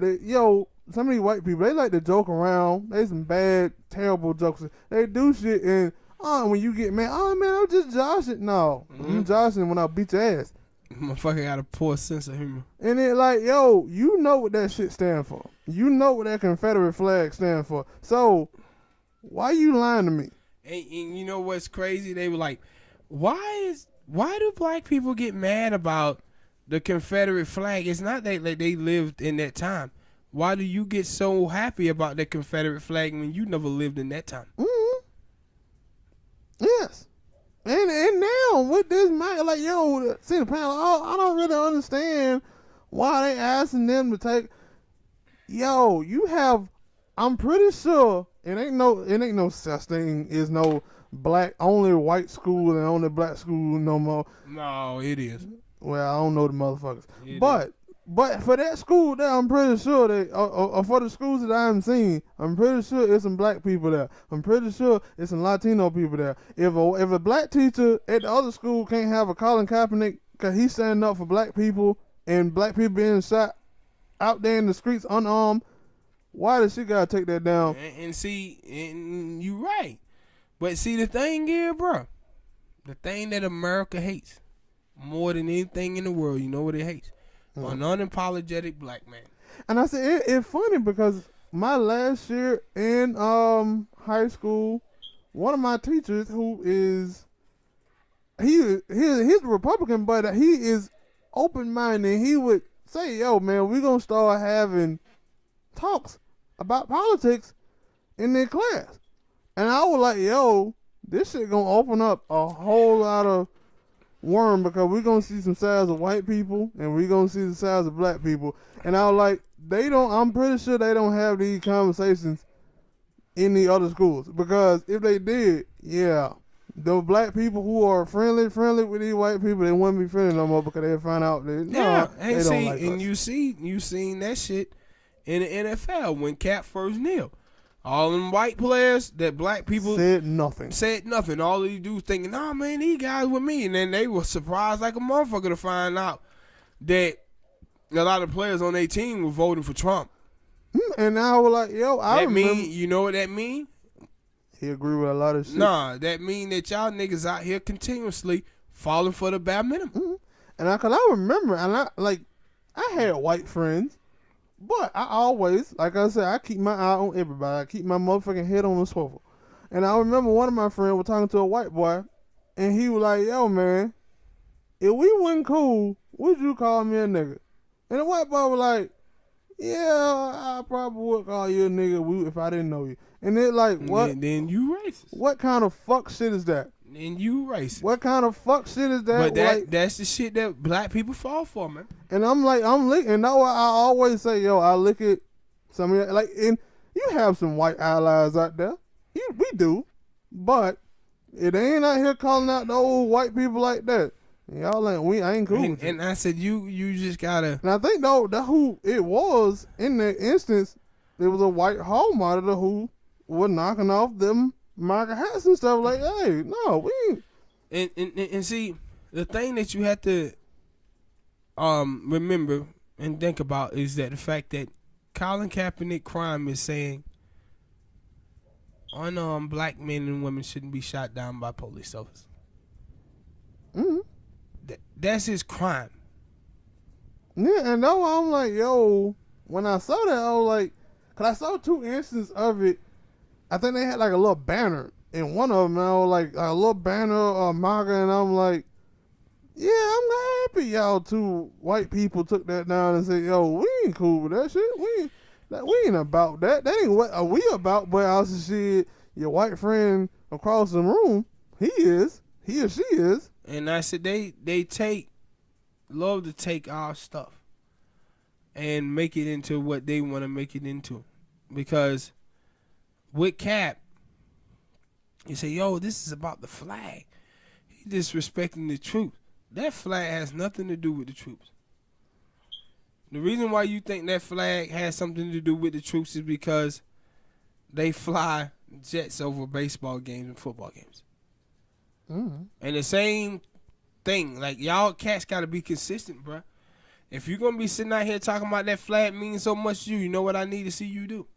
When they do that flag football games and baseball games, I need you to stand up in your living room and put your hand over your chest. That's not what y'all are doing. Yeah, hell, yeah. Like you said, in the living room, hell, I remember a time when we was at school and we would stand up and you could look around and you would see so many people, white people, everybody sitting down chilling, doing everything else, going to get nachos, and so that what I would, goddamn jujubes, everything. Yeah, and that would, and even the hallway, like, yo, you walking down the hallway in school, like, in the national anthem come on, you supposed to stop. With y'all logic that, yo, he disrespecting the flag.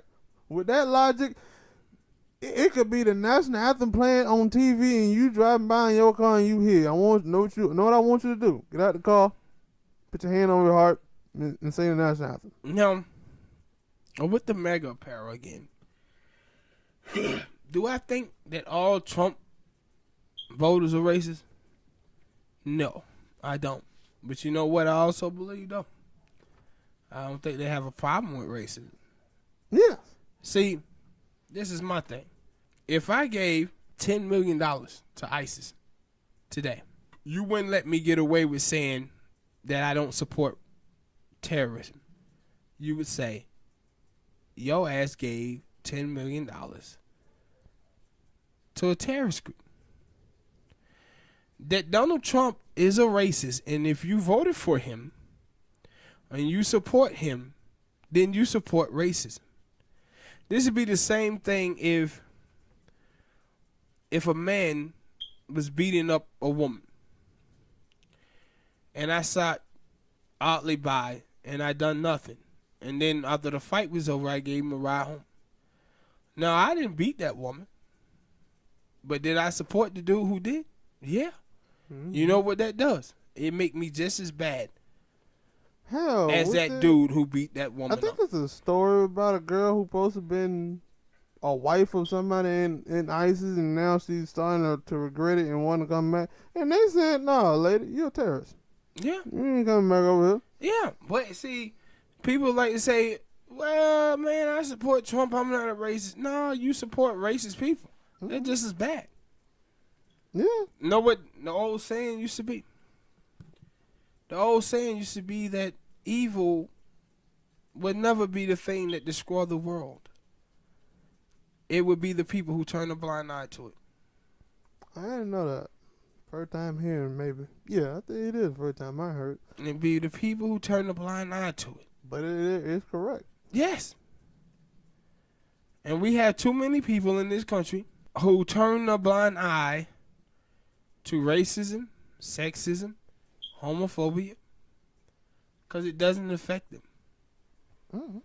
Our biggest problem as Americans, man, is that we are very, very selfish people, man. I said we are born in this world alone, and a lot of us live our life that way. We very selfish, and that's sad. Next topic, bro. Next topic, last topic of the night. Black women versus black men. Feminism. I got some topics. As you know, I'm a huge supporter of the ladies. But we have a new thing now that I'm watching that going on in Black America that is bad. And you used to label that shit the battle of the sexes, where I only seen black women participating in it. And everybody, other people participated in it, but white women and other women, they do it differently than African American women. And I'm just saying that only women seem to be participating in it.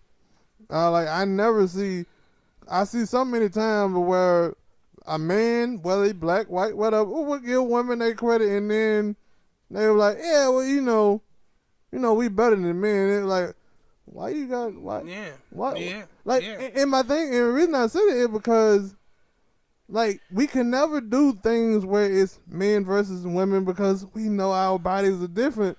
So why, when we compare like two rappers or something, because with Cardi B and Nicki Minaj, I always see people say, "Oh man, why we keep trying to put these two powerful women, these two great women together?" Because when it's two great dudes, you know what you do? You put them together and you say who's better.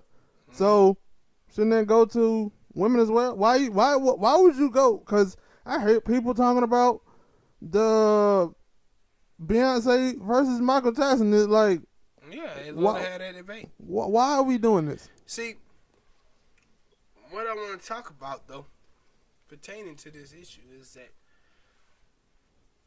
I don't know if you saw this, but we discussed this on the show a couple of weeks ago about Terry Crews and how he was out here caping. Yeah. Cooning, house nigging it up. And he's out here on this trail of toxic masculinity amongst black men. Now, the other day, he made a comment online, and he said that a child is in a better situation when it's raised by two parents. He get attacked. The same women who was defending him 2 weeks ago, they attacked him. Now, people always talk about, in the black community, about single parent household. And black men take all the blame for that. Yeah. But what you see, and what I've always known myself, is that much as I love my sisters, that just because I see my sisters' struggles and I understand that they're a sympathetic figure in my eyes, that doesn't mean that they're not with fault. Yeah, without fault or wrongdoing. And see, when you saw Terry Crews and he says that children should be born into a two-parent household, and you see him get attacked by all of these black women, all of them attacked him. I said, dude, one of the biggest problems that we have in this country is because of the oppression of African Americans in this country. We have a bunch of uneducated black folks. You have black dudes, black men. No, they educated. They said they went to college. No, and I always tell you, don't you ever conflate college degrees with education. Just because you have a college degree doesn't mean you educated. Look at your president. I didn't know that nigga went to college. Yeah, he went to Cornell. But what you see from a lot of these black women, who they call themselves black feminists, and they're not black feminists. These are women who practice misandry. They have a contempt and a hatred for black men. Not white men. They applaud white men all day. Because black women don't date outside of their race and they only date black dudes, it leads black women to romanticize and fantasize about the unknown. See, black men, we used to black women. Raised around them. Loved them. They ain't good enough. Black women want someone who fetishizes after them. And the thing that I have is that black women had to understand something.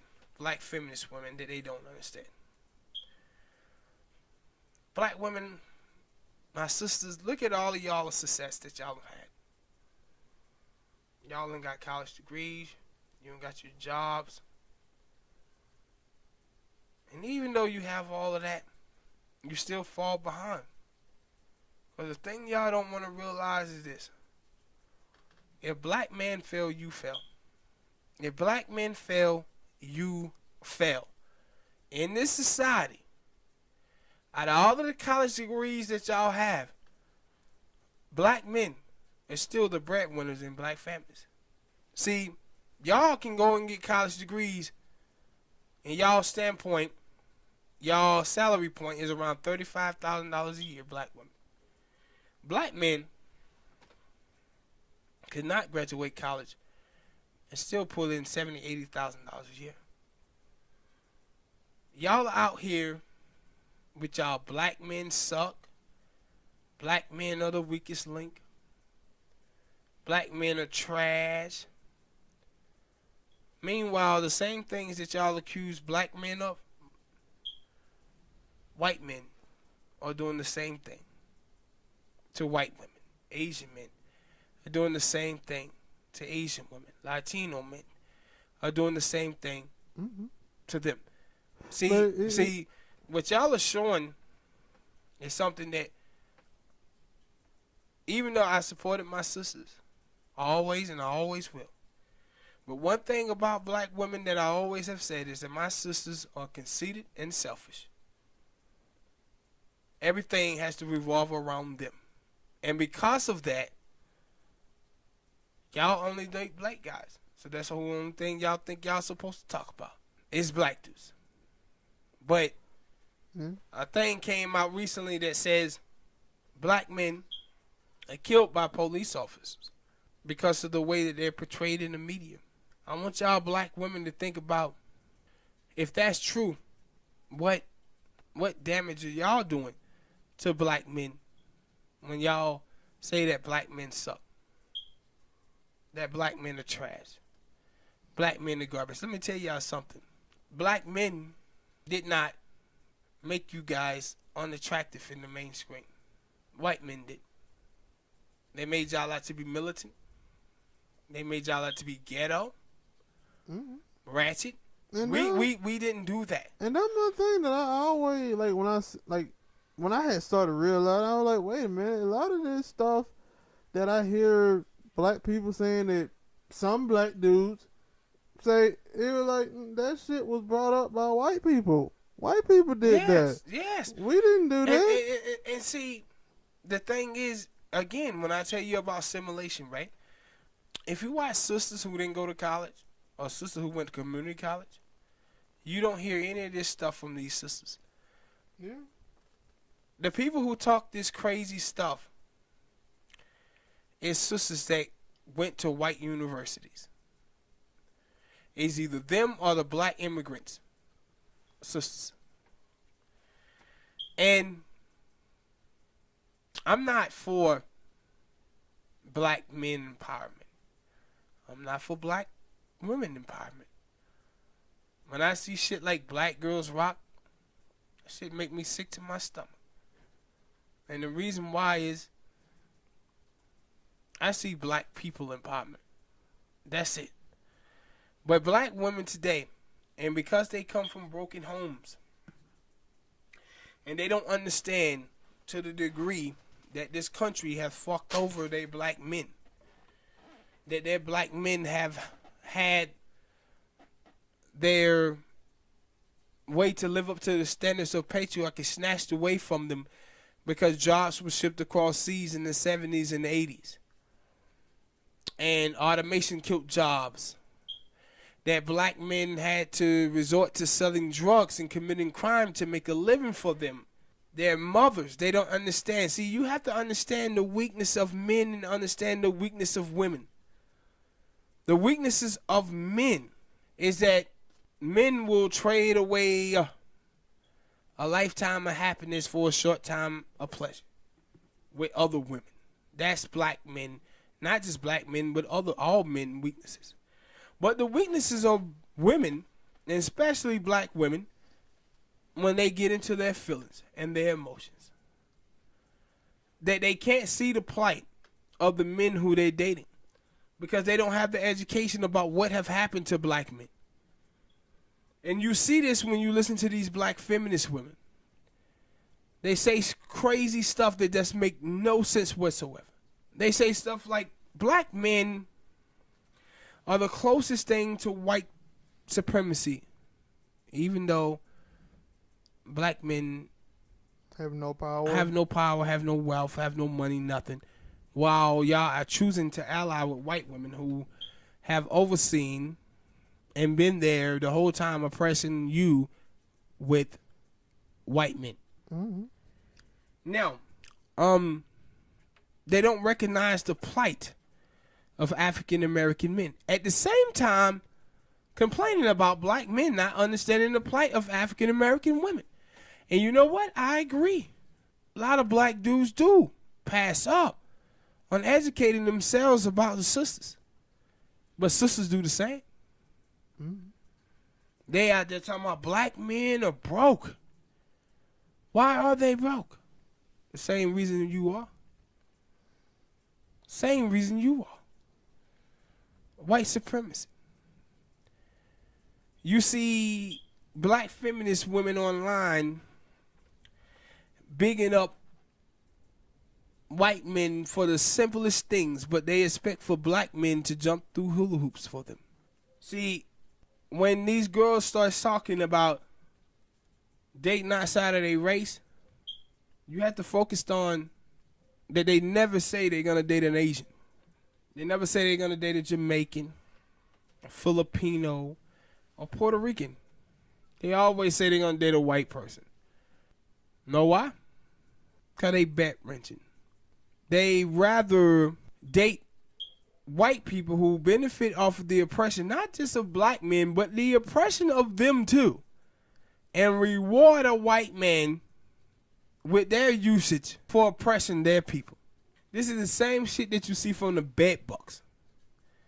And those dudes, black men who do this shit, they're more silly and dumb than the black chicks are. Cause these dudes shit is strictly sex. Give me that Becky. Because of they lame sexual experiences with black women, they start to project the actions of those black women on all black women. These black dudes be sitting over here, but white girls be sucking dick like they trying to suck insulin out your penis. These chicks eating assholes and everything. Like, you might pay attention to porn movie because black women are doing the same. Yeah, they doing the same. But they swear down that those white women are just better in the bed. Well, all these hoes do the same. I don't want to call them all these hoes. But all these women do the same damn thing when it comes to sexual. Yeah, no, not all of them. You got women who are conservative in the bedroom, and then you don't. But you cannot project the views and actions of some on everybody. You just can't. Mm-hmm. And see, you have so many young black girls who grew up in single parent household that now they think that shit is ideal.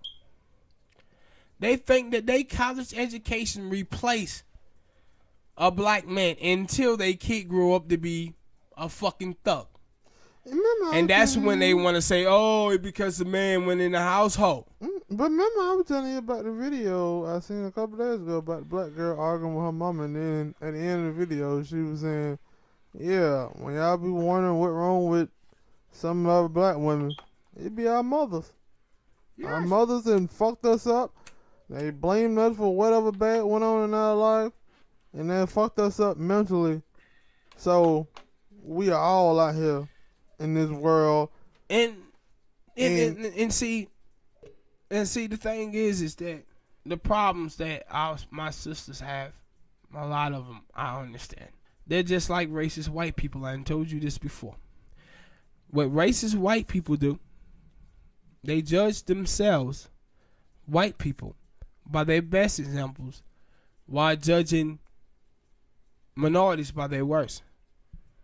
And also judging themselves by their best intentions. And this is what black women who say stuff like black men are trash, black men are garbage, all of this stuff, this is what they're doing. They judging themselves off their intentions. Why? Because they was hurt by a black man before. So now they think they supposed to be suspicious or aggressive toward all black men. Your intentions are good, sisters, but your execution is terrible. Mm-hmm. It ain't no different from me as a black man walking into a store and a white woman watching me. And then when I asked her, why are you watching me? She said, well, I was robbed by a black man 6 months ago. Her intentions are good. Her execution is terrible. Why? Because I didn't rob her. I done nothing to that woman whatsoever. But this is the exact same thing that black women, black feminist chicks, and they're not feminists. They're practicing misandry. They have a contempt and a hatred towards black men. White men be doing the same thing. And they like, and you know another thing about them that is just fucked up. They love to lie. That's the thing that gets me. Did you know that black men are the number one killers of black women? No, actually heart disease is. 23.5% of black women die from heart disease. Actually, less than 2% of black women die at the hands of black men. And 2, black women murder black men more than any other female gender in the United States of America, more than they other racial counterparts.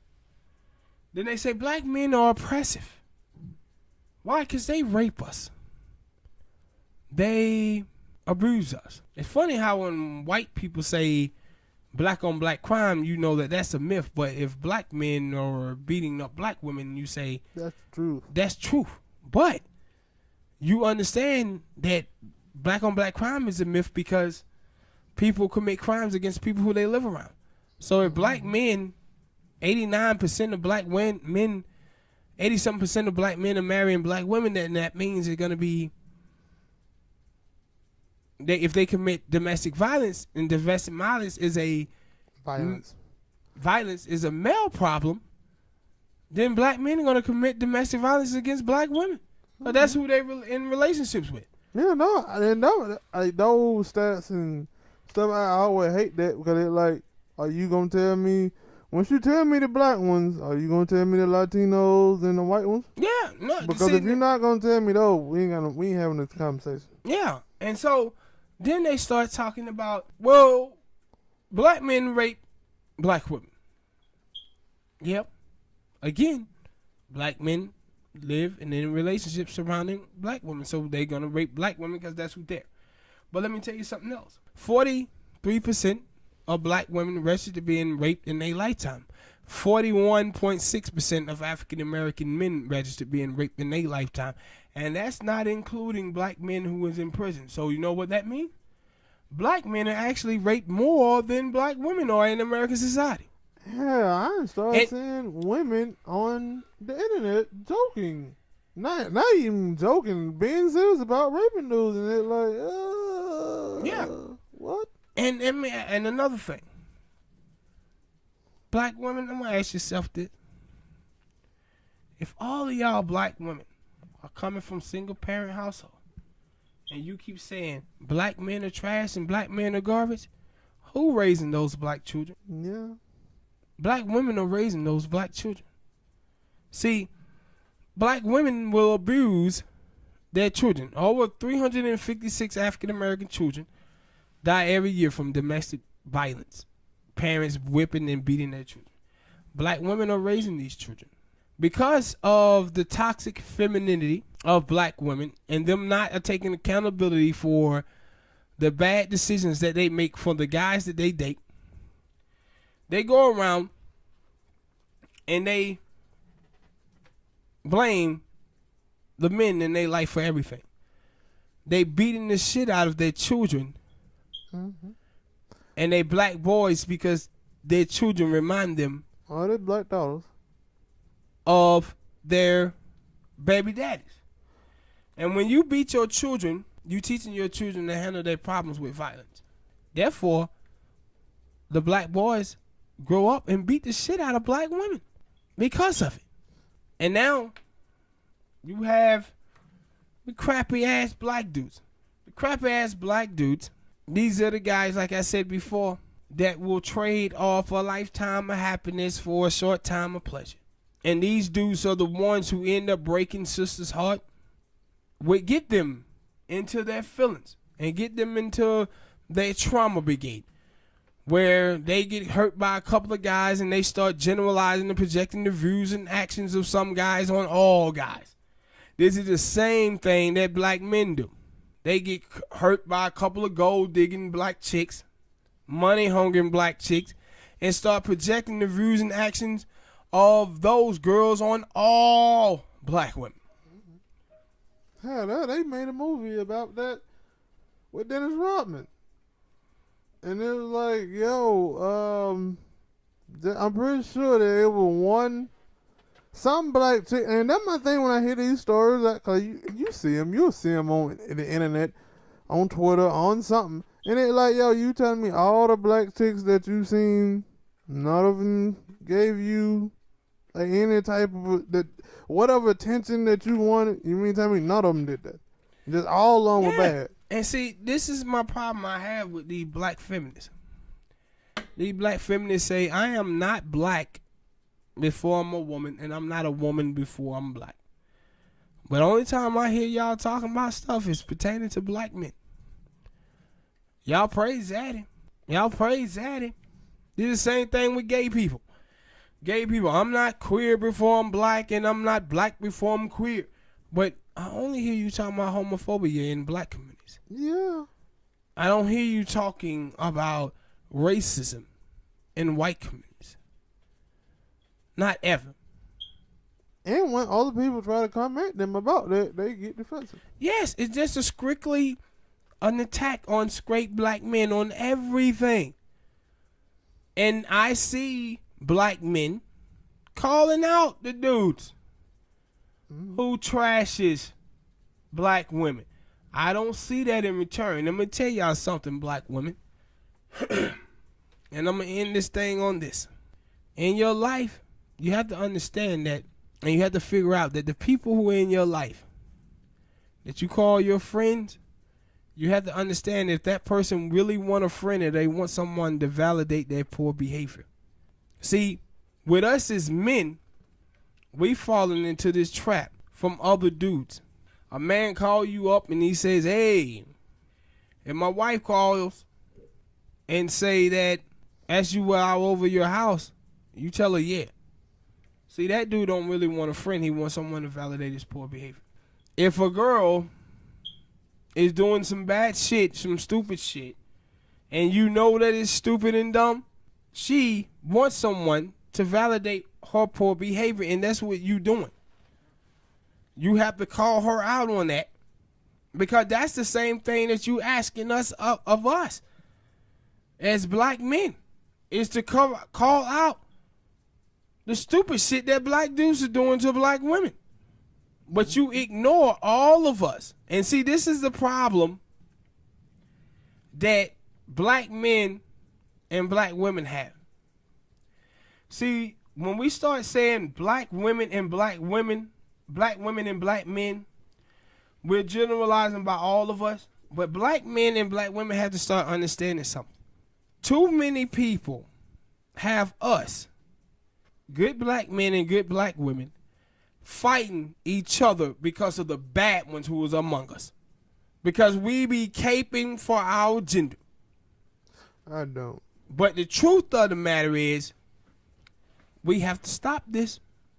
We have to start calling out the bad black men, the bad black women. I call it and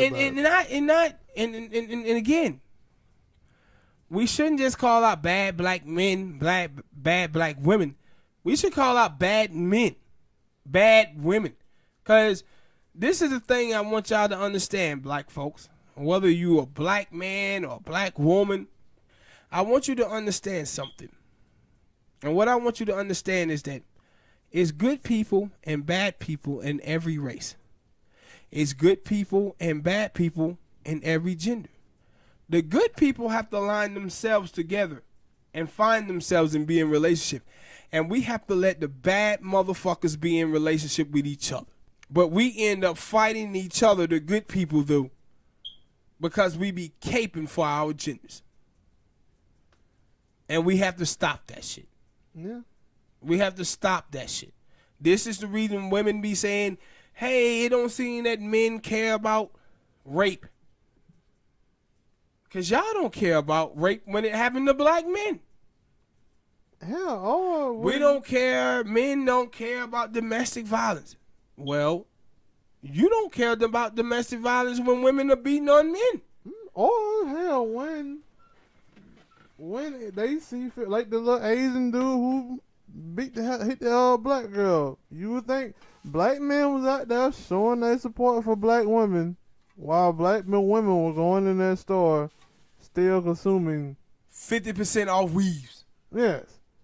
And that's my thing, like, yo, sometimes when I see this shit, it's like, what is y'all doing? Like, I don't even know if I can call you hypocritical. It's I don't know what to call it. Be like, yo, do y'all having out of body experiences where you for this one time, but then when it's over here, you're like, I don't. Nah, see, the thing is, man, we have allowed for black women to say, I'm a strong black woman, and black women don't understand that shit into them assimilating to maleness. You're not a strong black woman. You act like a dude. Then don't be surprised when guys treat you that way. And that's why I said, man, you have to always focus on the bullshit. Like I told you before, heavily support feminism, but I don't practice it essential. When you hear women say, I don't need a man for nothing, I got my own car, my own house, pay my own bills, these chicks are telling you the only use they have for men is money. Mm-hmm. It's money. Well, you may only have a use of men for money, but your children need a father. Your children need a father. Your college degree, feminism was never about women replacing a man. Feminism was about a woman having the ability to want a man for companionship, laughter, life enjoyment, but not needing a man financially. And what I see too many times from black feminists is that they are in and out of feminism. Mm-hmm. The very thing that white women are trying to get away from, black women are chasing. White women grow up where their moms are at-home moms and they see how dominant their fathers are over their moms, and they don't want to be in that situation. You see black women chasing that. Chasing that. And they putting it like, and that was when I started paying attention to some of these songs that be on the radio. I'm like, wait, hold on. So y'all just out here promoting this? Yes. And it's like, and that's why I say, yo, man, I'm a hoe because, like, and I probably should shut up because I'm saying it just in case I run into some of these chicks, cause these chicks are not baby mama material. They're not wifey material. No, they are baby mama material. They just not wifey material. They ain't for me. And I'm like, yo, cause I start hearing, I'm listening to these songs there, like, yeah, I'ma take all your, I'ma have my money, but you gonna spend all your money on me. What? Yeah, that's what I'm telling you, because that's what I'm saying. And this is why these black dudes be out here dating these white chicks like this, because they believe, one, that white women are more submissive because they believe black women act like dudes. And then, like, you got like 70% of African American women marriages end in divorce. And the number one reason is economic. Economic is why their marriages end. Black men hardly ever ask for a divorce. We sitting out here with women now who's talking about love don't pay the bills. I'm not going to settle. Listen, boo.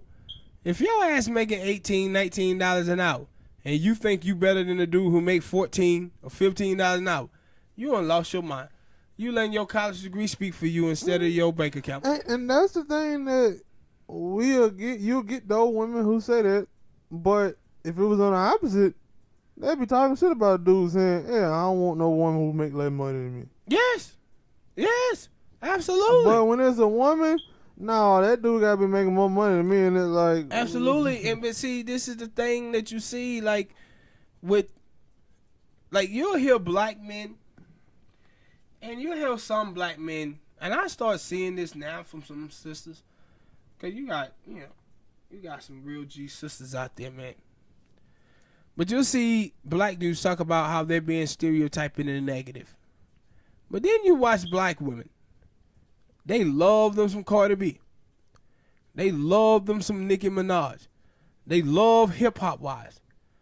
They be supporting the very images that stereotype them in the negative. Mm-hmm. They be supporting the very people who be stereotyping them as a negative. I done told you plenty of times, man. As a black man, I'm tired of looking up on something and seeing somebody say it's my fault for something that I did not do. And you see all the time, man, just bad images of white people playing with our images by presenting these type of black people in display. And you'll hear black people talk about it. Black women be supporting the very stereotypes of them. Mm-hmm. The very stereotypes of them. And then somehow it's our fault. Like, black men, they painted us as this in hip-hop.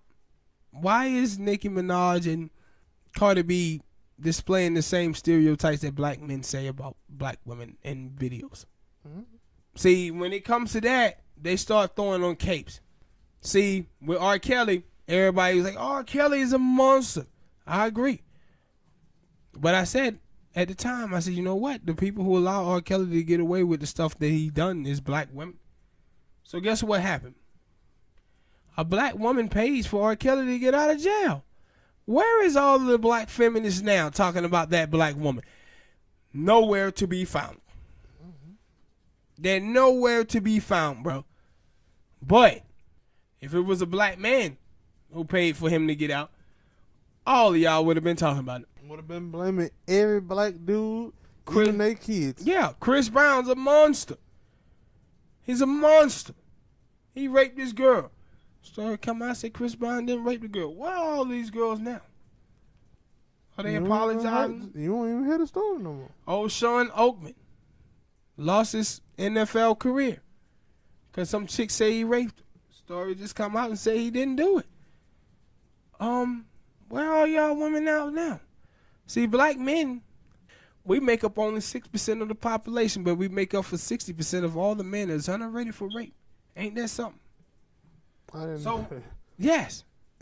So when y'all are out here, it seems like that. So when y'all are out here stereotyping black men as being rapists and abusive, that shows up in the numbers, bro. That we only 6% of the population, but we make up 60% of all men as underrated for rape. 60%, that's a huge ass number. And you just seen it in full time with Sean Oak.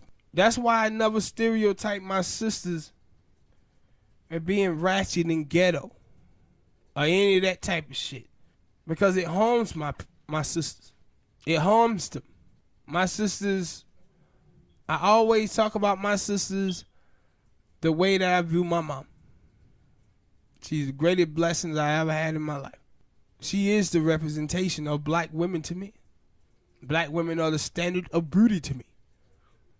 But I'm never going to allow the portrayal of white America presents to me about black women be the image of black women that I believe. Same with black men, because I know too many great black men. Sitting in front of them, one of them right now, and my brother. But man, y'all fall for the stereotypes and the propaganda about your own people, man. And y'all have to stop it. They can't. Black men and black women both. Y'all have to stop it. It's funny that y'all. This is what I was saying about reparations, right? I was saying that, you know, a black person will be at your door knocking for $20 that you owe them, but America owed them $14 trillion, and they never asked for it. They never asked for it. Black women, black feminist women, who call themselves feminists anyway, they'll talk about the shit that black dudes do to them, even though white men have raped, murdered, pillaged them, sodomized them, and then they be out caping for them. Zaddy. Still raping women White out here men, by the thousands. Black men. Black men done had Emmett Till killed because of Becky. Black Wall Street tore down because of Becky. Susan Smith drove her children into a river, drowned them, and said a black person did it. Black men still be out there caping for Becky. Caping for Becky. Like, really? I was watching the dude on the internet. He told a black dude, he says, hey, man, when you only dating black women, you limiting yourself. Black dude told him, he says, man, when you see black women as the vision of beauty, all the other women are less. The hell you mean? I'm limiting myself because I love my sisters. Fact.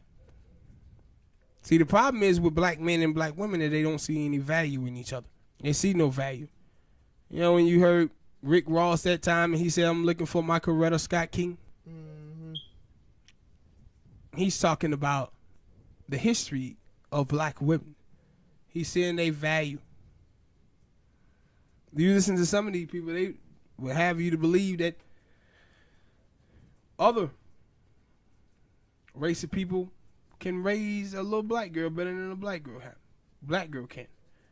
Well, why do Angelina Jolie children and all these other people children, why do their hair look so bad? Oh, why Chloe out here trying to ask for tips? On how to do black girl hair? What makes you think that a white man, what can a white man tell a black kid about how to deal with police officers? About discrimination. See, the thing is with us as black people, we don't see any value in each other. Hip-hop music have told us the Hook and John mentality, where men look at women as tits and ass and women look at men as an ATM and what they can do for them. Black people, we don't know how to love each other. We don't know how to love each other, man. And I'm going to leave with this. Black people, no black woman empowerment, no black men empowerment. Black people empowerment. if you do anything today and into the future, learn to love yourself. Black men love to appreciate the beauty, the grace of black women. Black women love to see and love and appreciate the struggles of your black men, of these dudes out here sacrificing everything for you guys. That's why they selling drugs. That's why they committing crime. That's why they doing all this stuff. They doing it for you. They doing it for you. This is what their life has been. This is their oppression. These dudes are willing to risk 20 years in prison trying to make y'all happy. And y'all be sitting out here talking about black dudes cheating on you. Them dudes are having survival sex. Sleeping with this girl and that girl so they can try to make their life whole economically because of what this country have done to them. And that's what y'all be doing when y'all sit out here talking about Zaddy. That's why them girls is over R. Kelly house being pissed on. They out there having survival sex, trying to survive. But black people learn to start loving yourselves more than y'all do, man. Black men and black women, stop thinking that these other people are allies to you, because they're not. The only people we have is us. That's the only thing we have is us. And y'all better start realizing that. Subscribe, like, share. And my brother say share. And go check out our gaming channel while you at it. Check out the gaming channel, Lib&Smoke. Right now it's Smoke. Yeah, because Lib ain't posted shit. I ain't posted shit, but I will this week, hopefully. I've been a little bit under the weather. That's why we haven't been doing much. I've been sick. Outbreak monkey. Fuck you. I'm sick, man. You see, you the type of motherfucker that would deck a dude with glasses on. You're damn right. And probably go in his pockets. I damn sure will go in your pockets. But we out, man. See y'all next time. We're going to try to probably do 2 or 3 more shows this week, man. So we'll holler at y'all. Peace. We out.